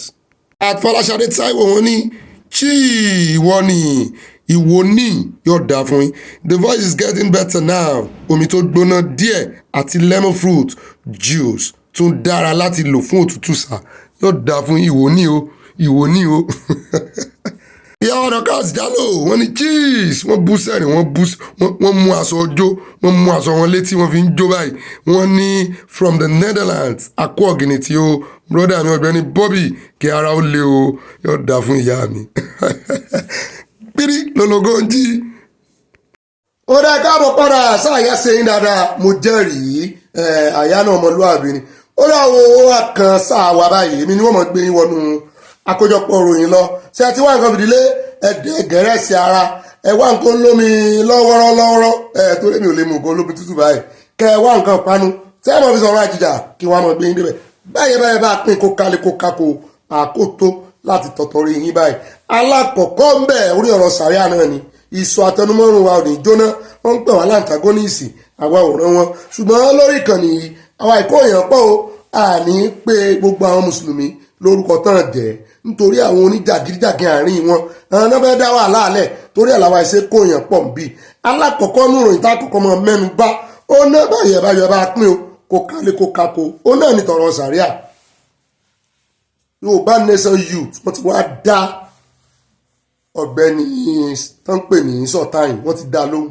pé kó fi tiẹ̀ ṣe tiẹ̀ bẹ́ẹ̀ náà ni bàbá Banji Akíntóyè náà wọ́n ti dá lóhùn èmi ò tiẹ̀ fi gbogbo ara ká lẹ́tà rẹ̀ délẹ̀ àsọdọ́mọ́ sọ̀rọ̀ sí a ó ní àwà tolerance ìran Yorùbá wà tolerance kí ló kàn nù tọrọ ọ̀ràn Yorùbá ṣùgbọ́n èmi kọ́ ni mo fẹ́ dá lóhùn ẹ jẹ́ n ka lẹ́tà tí àwọn youth ẹ jẹ́ àkọ́kọ́ ka ti bàbá wa Banji Akíntóyè tí wọ́n fi dá lóhùn nítorí ọ̀rọ̀ pọ̀ ní ìwé kọ́bọ̀ o ṣùgbọ́n kọ́bọ̀ kan náà ni kò wọ́n bí alára o wọ́n ní following the insistence of the Muslim community with support from the Sultan of Sokoto Alhaji Muhammadu Said Abubakar láti establish Sharia law in Southwest deeply populated by Yoruba ethnic indigenes. The leader of the Yoruba nation, a group fighting for the independence of the Yorubas from Nigeria, Professor Banji Akíntóyè, has sent a chilling response to the Sultan. We Yorubas, we have read your statement that was sent to the public through the Deputy National Advisor of the Nigeria Supreme Council of Islamic Affairs, Imam Aaron Eze. Wọ́n ló ránṣẹ́ Yorùbá ló sì lọ tó bọ̀ wọ́n ní bá a bá rọ́mọṣẹ́ ẹrú a máa fi tọmọ jẹ ṣùgbọ́n eléyìí ò fi tọmọ jẹ wọ́n ní following the failed attempt to impose Sharia court on the Oyo and Ekiti states of the Yoruba people of the Nigerian Southwest since your spokesman Imam Aaron Eze made your statement to the public. We hereby make our response also to the public. Ọmọ náà là rán sí náà. Ọ̀nà tó gbà ránṣẹ́ sí a publicly làánú ó gbà láàfin dá padà fún ọ. Bàbá wa Banji Akíntóyè ọmọ ọkọ Yorùbá ọ̀nà ń sọ̀rọ̀ yìí. Wọ́n ní your representative choose to make your statement to the Yoruba people as if you are an overlord of Yoruba people. Wọ́n ní ẹni tó ránṣẹ́ ó jẹ́ kó di mímọ̀ bí ẹni wípé ìwọ gangan ni olórí ogun àbí aláṣẹ nílẹ̀ Yorùbá. Wọ́n ní your statement said in effect that Yoruba people must accept Sharia. Pé ó ní dandan ni pé Yoruba people gbọ́dọ̀ gba Sharia as dictated by you. We have great respect for you as a traditional ruler, Your Highness, but in the current circumstance, because of your choosing approach, we are reluctantly compelled to spell out our response in ways bí ìgbà tó bá ní àpọ́nlé ṣùgbọ́n ó ti fi àpọ́nlé rẹ̀ wọ́lẹ̀ a fẹ́ fi ọ sípò tó wà lọ́dọ̀ wa ipò tó rò pé ó wà ní Nàìjíríà kọ́ ló wà o ẹ mọ̀ gbọ́. Wọ́n ní your representative Imam Eze said you are the head of the Islamic religion in Nigeria. Well, while our Yoruba Muslims faithfully surrender their lives to the Almighty God Allah and fully exalt Allah's great prophet Muhammad as their guide, most do not know you as their leader of Islamic religion. Wọ́n ní ọmọ Yorùbá ò dọ́ ọmọ bàbá Banji Akíntóyè ọ̀dà fún. Wọ́n ní ọ̀pọ̀lọpọ̀ ọmọ Yorùbá tó jẹ́ mùsùlùmí wọ́n ní wọ́n dámọ̀ gẹ́gẹ́ bí aláṣẹ. Ọ̀tọ̀ ni mùsùlùmí máa ń kírun tiẹ̀, ọ̀tọ̀ ni wọ́n máa ń mú ọjọ́ wọ́n máa ń wo kínní, ọ̀tọ̀ ni Yorùbá máa ń ṣe tiẹ̀ láyé ìgbà táwọn ń grow. Ọ̀tọ̀ ni mùsùlùmí máa ń bẹ̀rẹ̀ àwẹ̀, ọ̀tọ̀ nígbà tí Yorùbá máa ń bẹ̀rẹ̀ tiẹ̀. Ṣùgbọ́n àwọn Yorùbá kan wọ́n fẹ́ gbàbọ̀dè fún ìran àwọn oníjàgídíjàgan kan, wọ́n fẹ́ gbàbọ̀dè fún ìran wọn, wọ́n fẹ́ kó mùsùlùmí Yorùbá sábẹ́ mùsùlùmí Haúsá, wọ́n fẹ́ sọ wọ́n dẹrú. Láyé ìgbà táwọn ń grow pẹ̀lú àwọn bàbá mùsùlùmí, àwẹ̀ lè ti bẹ̀rẹ̀ ńlẹ̀ Yorùbá, àbúmọ̀párọ̀ ni àwẹ̀ lè ti bẹ̀rẹ̀ ńlẹ̀ Yorùbá táwọn mùsùlùmí táwọn ò tí ì rọ́ṣù. Ti Saudi oṣù Saudi ni Yorùbá máa ń tẹ̀lé, ṣùgbọ́n ní ọdún wọ́n tán bá rí tí wọ́n lé Haúsá náà máa bẹ̀rẹ̀. Bóyá Haúsá ló wá fún yín lẹ́sìn nílẹ̀ Yorùbá àmọ́ báyìí tí Yorùbá ò fi lè líìdì irun níbi tí Haúsá bá wà. Ẹ̀yin mùsùlùmí gidi ẹ jẹ́ dìde. Wọ́n ní ẹlẹ́ẹ̀kejì, wọ́n ní our second point is that you Fulanis need to learn to respect other peoples, other tribe. Your statement through Imam Eze is very disrespectful statement concerning the Yoruba people. You Fulani think you are the dominant people in every situation in Nigeria. Yes, our Yoruba political leaders and the other political leaders of the rest of Nigeria have made the mistake of giving reality to the British attempt to impose you Fulani on Nigeria. One of your men wrote in a published statement in 2014 that Allah, through the British, gave Nigeria to the Fulani and to do it as the Fulani pleases. Tó bá wù Fulani ló lè fi ìran yòókù ṣe kánú wọn ló kàn 2014.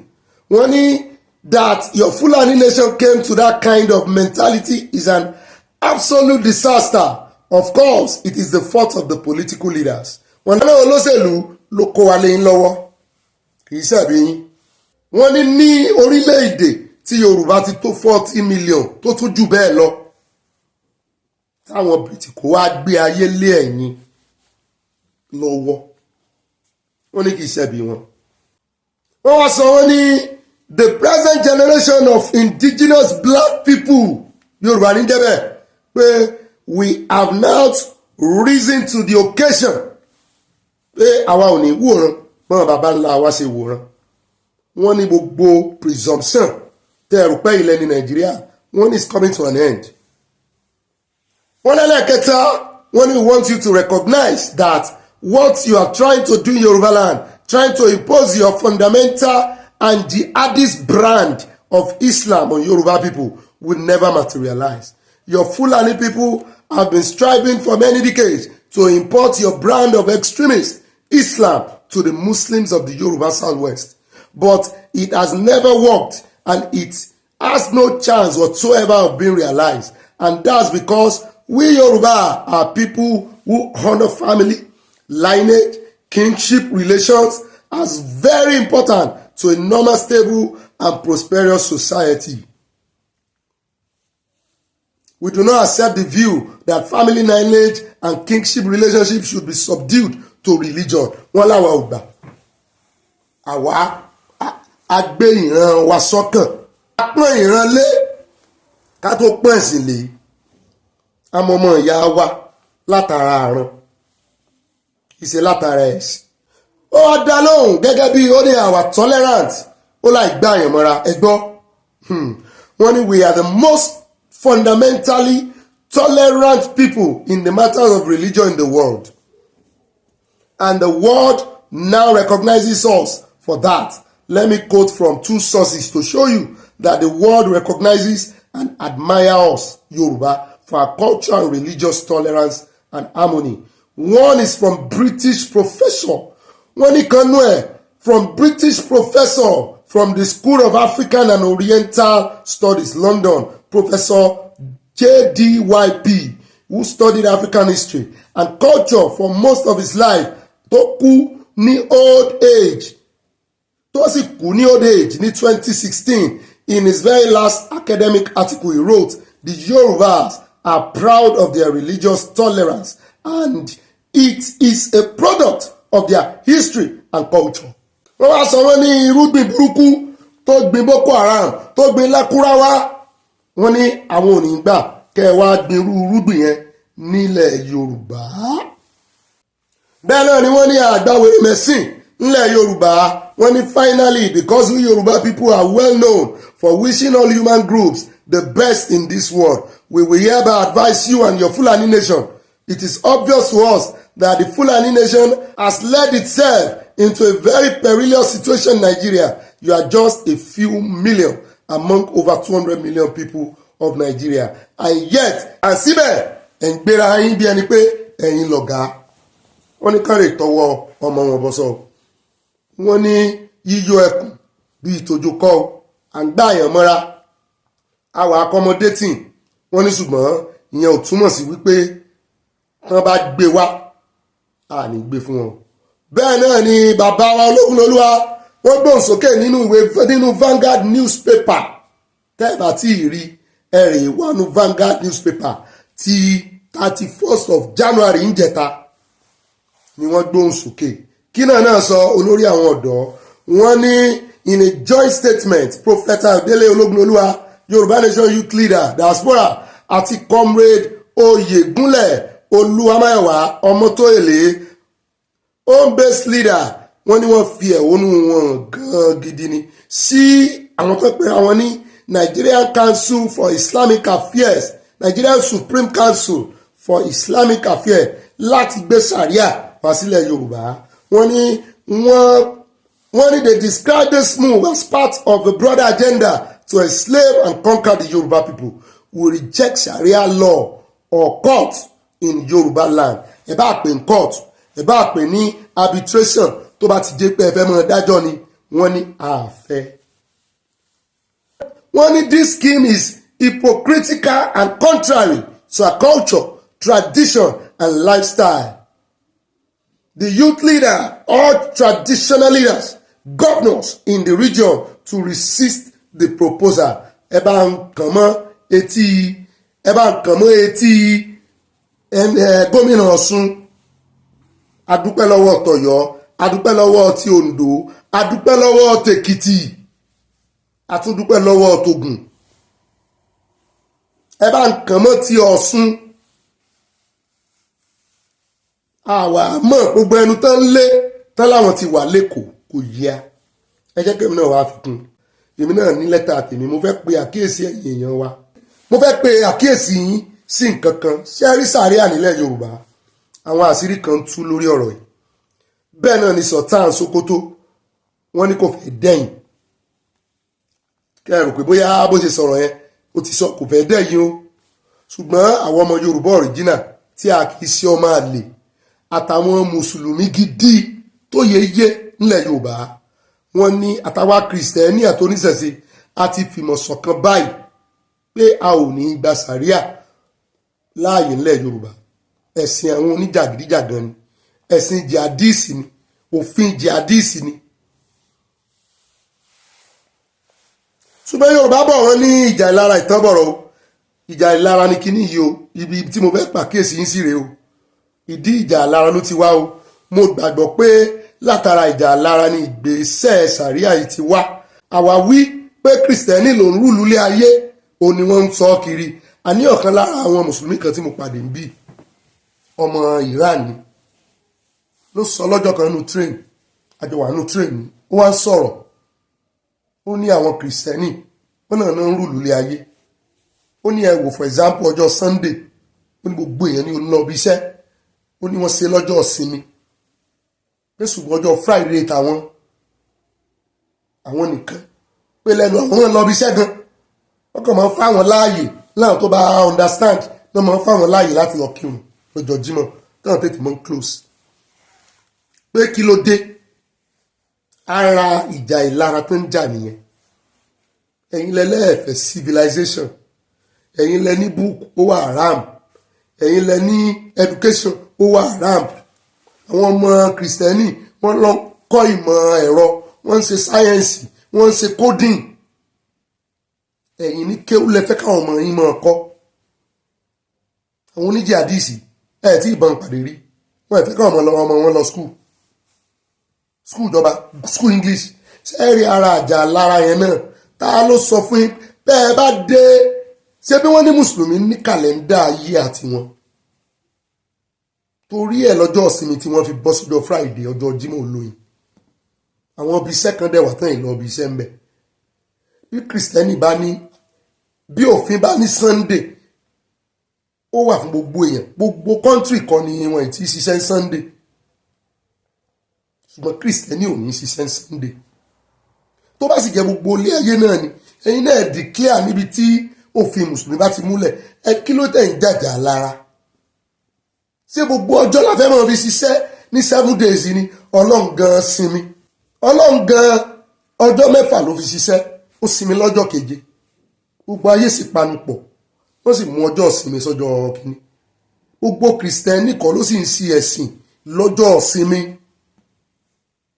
ṣùgbọ́n ó pè bí kìrìsìtẹ́nì ṣe mú sọ́jọ́ ìsinmi nítorí ọjọ́ yẹn láwọn èèyàn ò ní lọ́bi kankan ta ló ní kẹ́yìn náà mọ̀ mú ọjọ́ yín sọ́jọ́ ìsinmi ẹ̀yin náà claim Sunday tàtẹ́sì ti claim Friday tí ìsọjọ́ ìsinmi ó bá yín lára mu nì ẹ̀yin náà ní kàlẹ́ndà yín kìrìsìtẹ́nì claim Sunday ni kì í ṣe torí pé wọ́n ń lọ ṣọ́ọ̀ṣì iná sí fún wọn lọ́lídé nítorí kí àwọn èèyàn lè ráyè sinmi lẹ́yìn tó bá ti ṣe iṣẹ́ ọjọ́ 6 nínú ọjọ́ 7 ọ̀sẹ̀ kan ni wọ́n ṣe mú ọjọ́ kan fọ́jọ́ ìsinmi kìrìsìtẹ́nì wa títí wọn bọ̀ ẹ jẹ́ ká náà máa sin Ọlọ́run wa nígbà tá a bá ti ṣe láti Monday Sunday láti Monday Tuesday Wednesday Thursday Friday Saturday á tún lọ bí iṣẹ́ Saturday tẹ́lẹ̀ nígbà táwọn ń grow àwọn òbí wa lọ bí iṣẹ́ mo sì gbọ́ pé àwọn òṣìṣẹ́ ìjọba Nàìjíríà náà wọ́n lọ bí iṣẹ́ ní Nàìjíríà ibi Saturday ara ṣẹ́ ni Sunday gan ara ṣẹ́ ni wọn kàn pa ń dandan ní Sunday toró láti ní ọjọ́ kan tó gbọ́dọ̀ fi rest kí ló tẹ̀yìn náà ò mú Sunday káyìn náà claim ẹ̀ tẹ́ ẹ wá tún jàjà lára bẹ́ẹ̀ náà lẹ́sìn jàjà lára dédìí wípé ní Nàìjíríà àwọn oníjàdíjàgan ni mò ń bá wí o kì í sáwọn mùsùlùmí alálàáfíà o àwa ìkóyàn pọ̀ ń bí o bẹ́ẹ̀ náà lẹ jàjà títí common law Nàìjíríà òfin Nàìjíríà òfin kìrìsìtẹ́nì ní kínní kan irọ́ ló bá dé ìjà ìlara ìjà yìí ó kò fẹ́ pàkíyèsí wá sí kẹjẹ amójútó ọ̀rọ̀ yìí dáadáa àwọn Adventist 7-day Adventist wọn yìí lọ ṣọ́ọ̀ṣì lọ́jọ́ Sunday kí lẹ fẹ́ para yín fún àwọn ò bìlíìfù nínú Sunday Saturday náà bìlíìfù nú ẹ̀ ẹ̀yin bìlíìfù nú Jímọ̀ Sani ẹ mọ́ sẹ̀sì ni àwọn tá a jọ jẹ́ kọ́líìgì tó jẹ́ mùsùlùmí ní ọ̀dọ̀ mi ń bì táìmù tí aago òun bá tàn bá lè lọ mosque lọ́jọ́ Friday tàbí lẹ́ni other day kí àwa yòókù ti padà sẹ́nu iṣẹ́ after break tí táìmù òun bá tó wọ́n máa ní kàlọ́kì wọ́n máa rán wọn létí gan pé ẹ wá lọ kírun o kí ni ìjà lára nínú gbogbo eléyìí n tó bá òfin Sharia ni mo sọ fún yín o ẹ lọ gbọ́ ọ̀rọ̀ wọn dáadáa kìrìsìtẹ́nì ní tiẹ̀ àwọn náà ní lọ́ọ̀ Nàìjíríà àwọn oníṣẹ̀ṣe ló ní customary ẹ̀fà mùsùlùmí náà ń tíya ìjà lára ó ti báyé àwọn jihadist jẹ́ mo sì láìkí báwọn bàbá ṣe dá Sultan lóhùn ó rò pé òun jẹ́ kò jẹ́ bẹ́ẹ̀.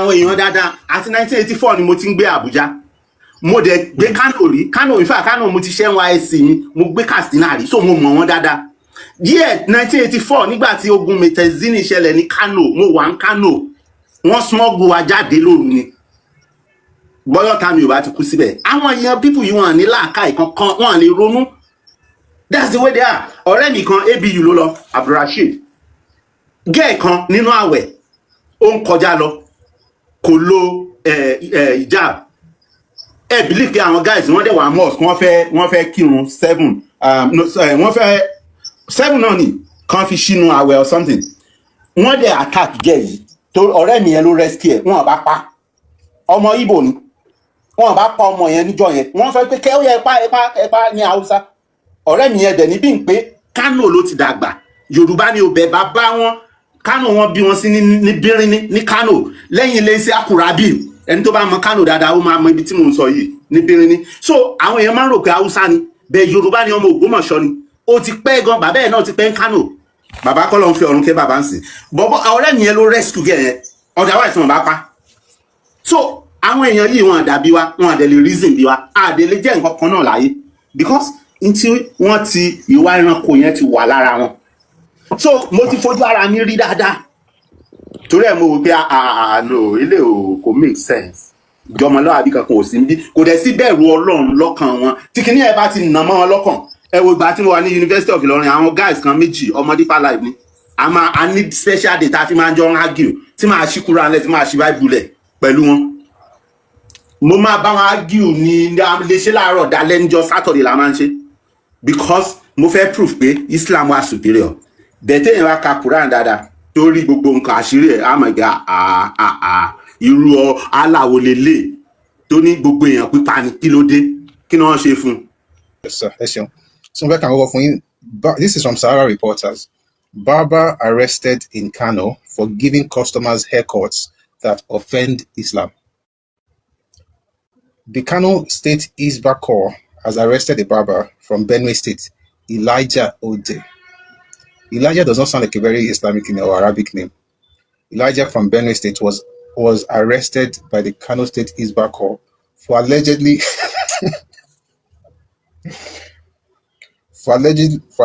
giving his customers haircuts which offend the Islamic faith in the Sabongeri area of the state. It was learned that the religious police force reportedly arraigned Ode on Tuesday and also had him remanded. According to a Benue State activist, Smith Akoko, who first brought the matter to the attention of Nigerians, the barber, who is also a student, was arrested last Wednesday after 2 of his customers were caught with hairstyles deemed blasphemous to the Islamic religion. So, number one, this man was not a Muslim. Then they said, in fact, let me run this on to you. The case is already in the court of law at the wish of the aggrieved Muslims, with the first session heard today. But all efforts by the young barber's lawyer to bail him proved abortive because of the claim that it is a major case and therefore not bailable. Major case. So the point is this: the boy or the barber is a Muslim, Christian. So she Muslim column affecting rather than number 2,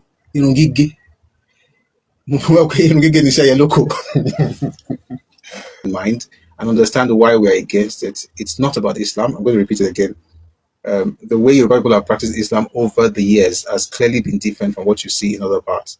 And we want to keep it like that. We want to be able to, go to our friends without having to, or our family members of who are Muslims, without having to think of the possibility of your head being off your neck, just because you don't, adhere to certain people's religious tenets.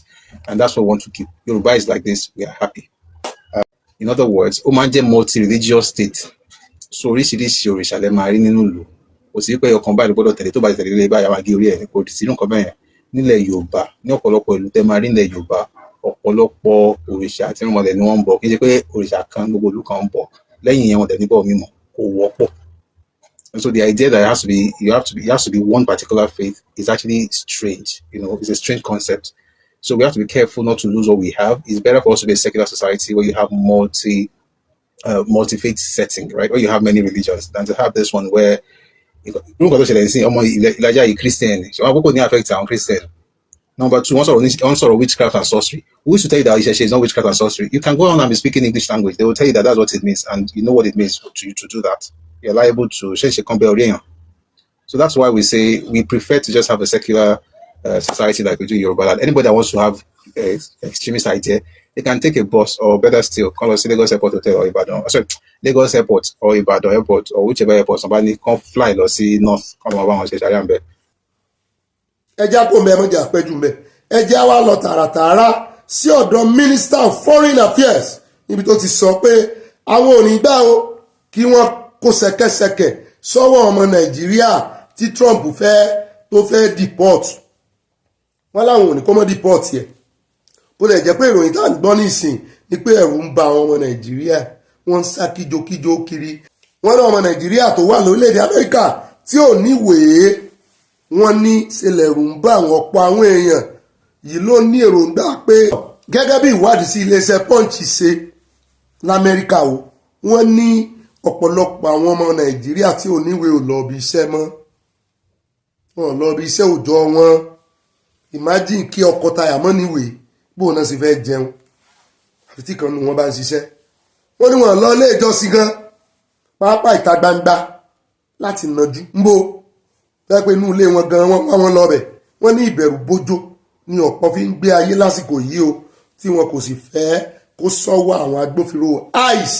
Ẹ jọ̀ọ́ ẹnikẹ́ni tí wọ́n bá nípa láti ṣe ìrànlọ́wọ́ fún òun náà lẹ́nì kejì rẹ̀ tọ́jú rẹ̀. Ó ti jẹ́ wípé ọmọ Nàìjíríà tán ní ó fọ́ sí kàtígórì ó mọ níwọ̀nba kẹ̀gbẹ́kẹ̀gbẹ́ àwọn yòókù. Èèyàn tó 255,000 ni wọ́n ní orílẹ̀-èdè Mexico tó fẹ́ lé.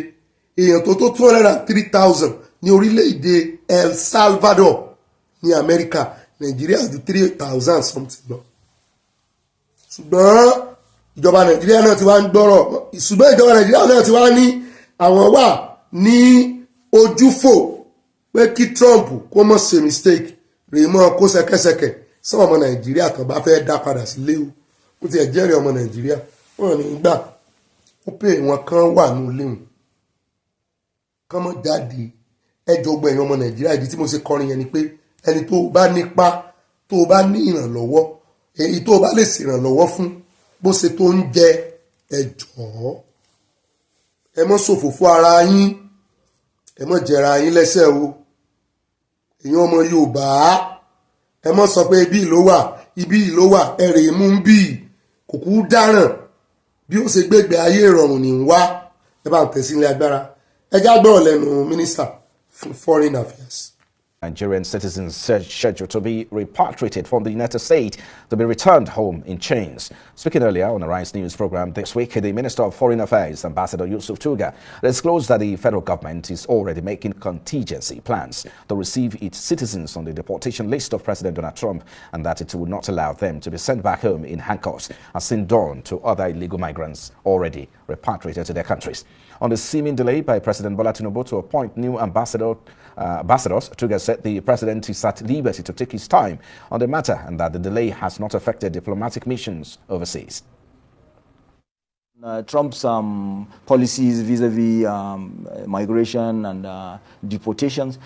Even yesterday, I spoke to chargé d'affaires in Washington, D.C., and he says he is in constant touch with the U.S. government, and they know exactly the number of those that are being held.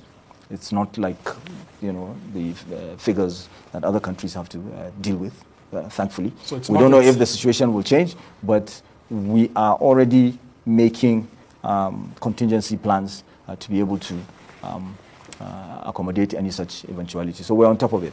All right, we hope they don't come back to Nigeria in chains like we are seeing with other citizens of other countries. But certainly not. In 30 seconds before I let you go. With the ambassadors, that's above my pay grade. That is a decision that is in the exclusive purview of Mr. President. And it's not for me to decide for him. Well, obviously, he did 100% in his first tenure, especially on cars coming into the United States. So this is not expected against China, and then 65, depending on the category of goods, that were being imported into the United States. Obviously, there's no way it's not going to shake global trade, adversely. Of course, that has been the response of the WTO has been there, especially for moments such as this, to try to regulate trade among nations, so that you don't have this kind of, a very serious distortion in international trade that will have obvious repercussions, so many other areas of the economy of nations. But of course, Trump made certain things very, very clear. He was worried about, I think in your opener you talked about it, the issue of illegal migrants into the United States, the issue of fentanyl. And then again, one other one is the issue of a trading balance, which he said is between these three countries. It's skewed in favor of Mexico, Canada, and China, and he also wants a reversal of all of this. So the good thing about it, of course, the Chinese have responded, while the Mexican president, the new president of Mexico, has said that they are watching the situation and that they are willing to engage on border issues and other related issues. The Chinese are saying, look, it cannot be a win-win. Everybody, will lose when it comes to trade war. Nobody wins, and so that they are open, to discussions. And Trump says that America doesn't need anything from Canada, for instance. He was saying so, but obviously that's not the case. What Trump does is ramp it up maximally, and then get the other people to also respond. Ultimately, everybody is going to come to a negotiating table. That's his tactics, and he did that even with the NATO. When it came to contribution of resources to a common goal. And it's of European aid, yes, too, exactly, especially for health. Exactly. He does that. Of course, talk to the World Health Organization. Even when he announced the withdrawal of the United States from the World Health Organization, he said something. I don't know how many people noticed it. He said that they are begging him to come back, that they want America to come back. Obviously, somewhere in the near, perhaps not too distant future, America is going to go back to the World Health Organization, but on their terms, not on the terms that the present situation now, where that he feels is not favorable to the United States. So it is the same thing with all of these, tariffs. Obviously, Canada is exporting a lot of things to the United States, including electricity. In fact, 3 of the states in America, including Minnesota, about 85% to 90% of electricity comes all the way from Canada. There's no way it's not going to affect those cities. Then so many other things included, cobalt and some other things. But again, I think the Canadians are worried, because if they impose this kind of condition on Canada, for instance, the issue of crude, America needs about 15 million barrels of per day of crude oil, yes, for their refineries and all that. Now, they have about 4 million barrels of those that they don't need, because this is the light. It seems Canada is going to get a soft landing, because he said he was going to lower the tariff. That's right, because he knows the implication. He knows ultimately that it's going to have serious economic impact on citizens of America. Don't forget that he campaigned on the basis of reducing the cost of groceries and cost of energy and the rest. So he needs, that's why he stylishly, when he was talking about 25%, which you mentioned earlier, he now said, but for oil, it's going to be 10%, because he's looking at the impact it's going to have on consumers. Ultimately, all of these tariffs are going to be passed to consumers. And so, and that will not be in line with the promises that he had made to the American people. So I think what he's just angling for is to get these countries to the negotiating table and have terms that are going to be favorable to America, manufacturing and even services and all that. I think that's what we're looking at. Rìfánẹ́rì rẹ̀ wọ́n ní ó ṣeéṣe kí owó epo bẹntiró wálẹ̀ káàkiri orílẹ̀-èdè Nàìjíríà láìpẹ́ lẹ́yìn tí iléeṣẹ́ ìfọpo rọ̀bì Dangote tó wà nípìnlẹ̀ Èkó kéde àdínkù iye owó tí wọ́n ń gbé lítà epo bẹntiró kan, kéde àdínkù iye owó tí wọ́n ń gbé lítà epo bẹntiró kan láti 950 ó já wálẹ̀ sí 890 60 naira difference. Gẹ́gẹ́ bí àtẹ̀jáde kan tí iléeṣẹ́ Dangote fi síta láti ọjọ́ àbámẹ́ta ọjọ́ kìíní oṣù kejì yìí ní àdínkù ti bá owó epo bẹntiró. Iléeṣẹ́ náà ṣàlàyé nínú àtẹ̀jáde ọ̀hún pé àdínkù yìí kò sẹ̀yìn bí owó epo ṣe wálẹ̀ lọ́jà àgbáyé. Wọ́n ní owó epo ti wálẹ̀ ní global market. Wọ́n ní torí ẹ̀ ló ṣe gbọ́dọ̀ mọ́ wálẹ̀. Market price ló ń play iye tí owó epo máa jẹ́ báyìí. Iléeṣẹ́ Dangote ṣàlàyé wípé ìgbésẹ̀ iléeṣẹ́ ìfọpo Dangote láti kéde àdínkù yìí wà ní ìbámu pẹ̀lú ìlérí rẹ̀ láti máa jẹ́ káwọn oníbàárà rẹ̀ jàǹfààní nígbàkúgbà tí àdínkù bá ti bá owó epo lọ́jà àgbáyé. Anthony Chechina tó jẹ́ adarí ẹ̀ka ìbánisọ̀rọ̀ iléeṣẹ́ náà sọ pé ìgbésẹ̀ yóò ṣẹ̀yìn bí iléeṣẹ́ náà ti kéde àfikún owó epo bẹntiró lọ́jọ́ 19 oṣù kìíní yìí nígbà tí owó epo lọ sókè lọ́jà àgbáyé, ṣùgbọ́n báyìí tó ti wálẹ̀ ní global market wọ́n ní dandan náà ni kò tún wálẹ̀ báyìí olódà bẹ́ẹ̀ ń tà ń fẹ́ náà nù. Bẹ́ẹ̀ náà ni àwọn onímọ̀ wá sọ wọ́n lówó epo tó já wálẹ̀ yìí wọ́n ló ṣeé ṣe kí àwọn nǹkan tó ń wọ́n gógó lọ́jà kò náà já wálẹ̀ nígbà ó jẹ́ pé tẹ́lẹ̀ náà owó epo ti lo òkè náà ní gbogbo ayé máa ń sọ tó fi máa ń gbówó lé nǹkan bá sì wálẹ̀ náà ó yẹ kí nǹkan já wálẹ̀, ṣùgbọ́n àyà wa ń jẹ́ kó yé mi pé ọ̀gá mi ṣe ti gbàgbé wípé ní Nàìjíríà lálá tó ròkè kì í wálẹ̀ mo lóòótọ́ mọ̀ ni. Ó dẹ̀ jẹ́ dé ọ̀dọ̀ àwọn ọlọ́pàá ìdá olójú méjì lélẹ̀ á sọ̀rọ̀ lórí òfin tó jẹ́ kí IGP kan lu ọdún 4 só lẹ́tọ̀ọ́ kí ẹgbẹ́ tó kún tó jẹ́ ọ̀gá IGP báyìí ọ̀gá ọlọ́pàá só lẹ́tọ̀ọ́ kàn lu ọdún 4 lẹ́yìn tán ti kọjá 60 years tí òfin là kalẹ̀ wípé wọ́n gbọ́dọ̀ rìtáyà. Àwa kọ́ la sọ̀rọ̀ kò kàn wá ṣùgbọ́n àwọn tó mú oyún ìbínú karahun SAN kan ló sọ̀rọ̀ ó gbóhùn sókè àwa náà wá fẹ́ bá fẹ́ lójú ó ní kò lẹ́tọ̀ọ́ ní kò lẹ́tọ̀ọ́ bó o tí odidi AGF Attorney General of Federation tó ti ní ó lẹ́tọ̀ọ́ wọ́n wá ní ó lẹ́tọ̀ọ́ ta lẹ́ni náà wọ́n ní Secretary of the Association of the Legislative Drafting and Advocacy Practitioners Tóyè Jájà ó sọ wípé nínú òfin Nàìjíríà 1999 Constitution ó ní he said and I quote only an alteration of the 1999 Constitution can legalize the appointment and tenure of extension for the Inspector General of Police Káyọ̀dé Ẹgbẹ́tókun.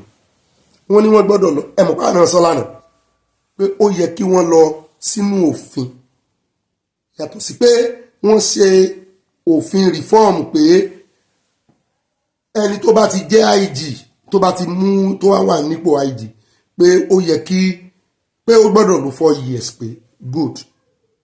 Ṣùgbọ́n táwọn sáàmì wá ń sọ nísìnyí pé nígbà tẹ́ ti mọ̀ yẹn ṣùgbọ́n tí òfin míì náà wà tó sọ wípé ẹni tó bá ti kọjá 60 years tàbí tó ti lò 35 years níléeṣẹ́ ọlọ́pàá ó gbọ́dọ̀ rìtáyà. Ṣé kò sí ẹni tí ò tí ì pé 60 years tó sì ní ẹ̀tọ́ tàbí tó ní oyè láti gba ipò yìí ni tó lè lo 4 years tí wọ́n sọ nìyẹn. Ó ní òun ló wá tẹ̀wájú báyìí Jájà in a letter addressed to Attorney General ló ń bá wí báyìí of the Federation and Minister of Justice Lateef Fagbemi SAN ó ní ó tẹnu àbùkù lu AGF ó ní ó faulted bẹ́ẹ̀ náà ni ó tẹnu àbùkù lu tí AGF sọ nípa wọ́n ṣe declare wípé IG's continuous stay in office is lawful and legal. Wọ́n ní kò rí bẹ́ẹ̀ ẹ fẹ́ máa bá ọ̀gá yín jiyàn mo ti sọ wípé ẹ rí so amen tó mòfin ó ní the AGF got it wrong when he declared the tenure elongation lawful. Jaja stated in a letter obtained by Sunday's Punch iléèwé ìròyìn Punch ló gbé. The AGF had initially said Egbetokun's appointment, which took effect on October 31st, 2023, would end when he attained 60 years of age on September 4, 2024.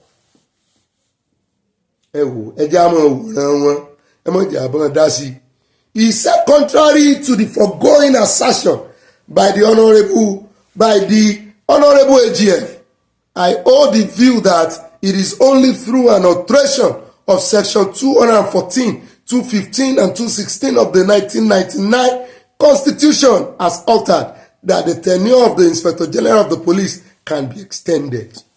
Only the logic behind it, ibi tí ó ti wá tú kẹ̀kẹ́ ọ̀rọ̀ rẹ̀ o, ó ní àṣírí tó wà lẹ́yìn ẹ̀ ni wípé ẹ jẹ́ n kà á, ó ní ìdí tí mo ṣe ń kà á. Wọ́n tú sí Yorùbá. Only the logic behind the argument is that the office of the Inspector General of the Police is a direct creation and established by the 1999 Constitution of Nigeria. Therefore, it is only through an alteration of the said Constitution that changes can be made. Ó ní ọ́fíìsì tẹ́ ń sọ yìí gan tó jẹ́ tọ̀gá ọlọ́pàá, ó ní òfin Nàìjíríà ló dálẹ̀. Ó ní tẹ́ ẹ̀ bá wá padà lọ sínú òfin láti sọ wípé number one, ẹni tó bá jẹ́ IGP yóò lo ọdún 4 àti wípé ó ní ó yẹ kán ti tún àtúnkọ rẹ̀ wípé tó bá ṣeé ṣe tó bá jẹ́ wípé ẹni tí ó fẹ́ lo ọdún 4 yẹn ó ti kọjá 60 years tàbí tó ti lò 35 years lẹ́nu iṣẹ́ gẹ́gẹ́ bí ọlọ́pàá pé ó yẹ kán ti lọ change wípé ẹni yẹn máa lè jẹ́ IG. Ó ní inú òfin ló yẹ kán ti lọ change ẹ̀. Ó ní ṣùgbọ́n ó kàn kọ sínú òfin, wọ́n review òfin wípé ẹnikẹ́ni tó bá ti dipò IGP mú pé ó lè lò 4 years. Ṣùgbọ́n wọ́n ti gbàgbé provision retirement. Ó jẹ́ pé kánjúkánjú náà ni ìwà àmọ́dí tán ṣe rántí.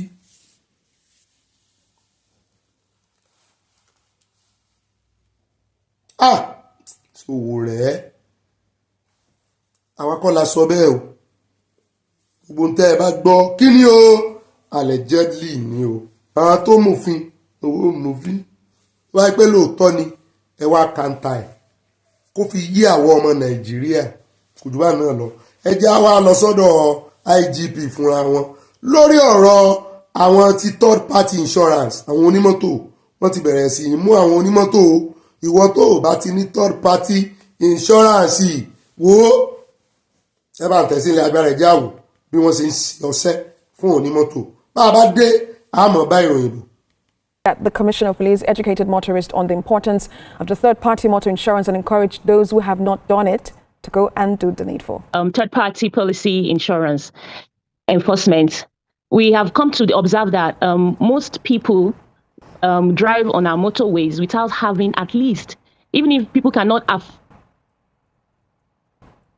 afford, but a third-party insurance is something that every motorist or every driver on our road should have.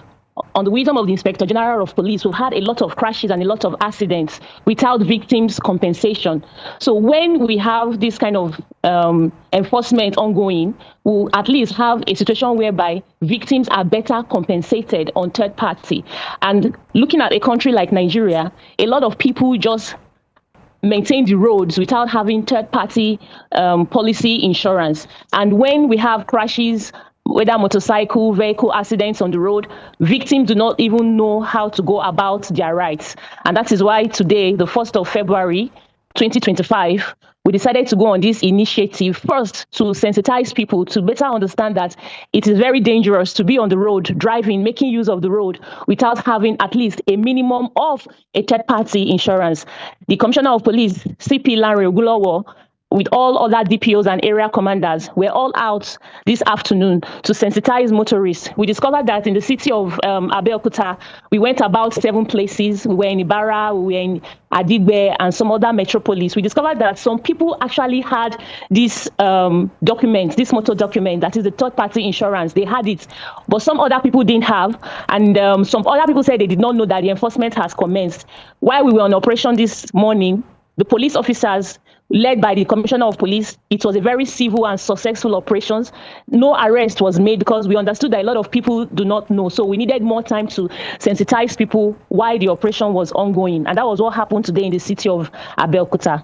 I understand the concerns of the motorists and the drivers and the car owners. The Commissioner of Police, like I said, was the person that led these operations today. The operation is not going to end. It is something that is continuous. You might not be seeing the Commissioner of Police every other day on the road, but we'll expect a maximum level of civility coming on from the police officers. The police officers have been briefed. It is just for sensitization, and the enforcement is telling people that you cannot at least having a third-party policy insurance.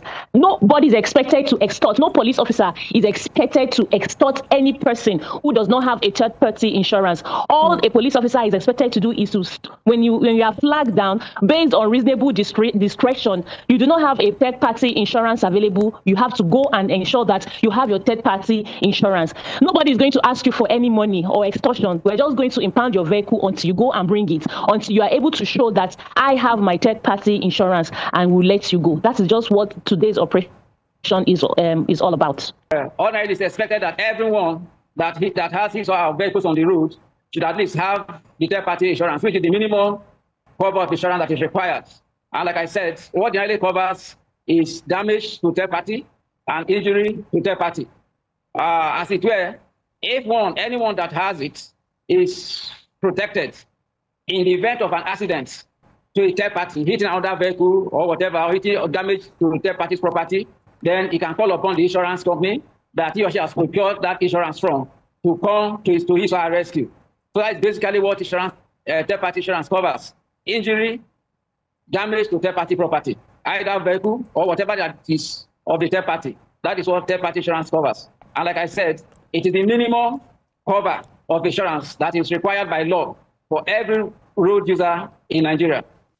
ó dá káàbọ̀ padà ilé láfi káde ìròyìn lẹ́lómi o táwọn FRSC tá a gbọ́ pé ilé ẹjọ́ ti dá iléeṣẹ́ FRSC lẹ́bi lórí bó ṣe harassing àwọn ọmọ Nàìjíríà lójú títì, àwọn awakọ̀ tí plate number wọn tó ti parẹ́, eléyìí tí wàá fa wàhálà rẹpẹtẹ lójú pópónà tó sì máa ń ṣe àwọn aráàlú tí wọ́n ń wa ọkọ̀ ní kàyéfì pé sáwọn làwọn mọ̀ọ́mọ̀ fọ ọ̀dà ara plate number mọ́tò dànù ni àbáwọn náà lu ọ̀dà gidi.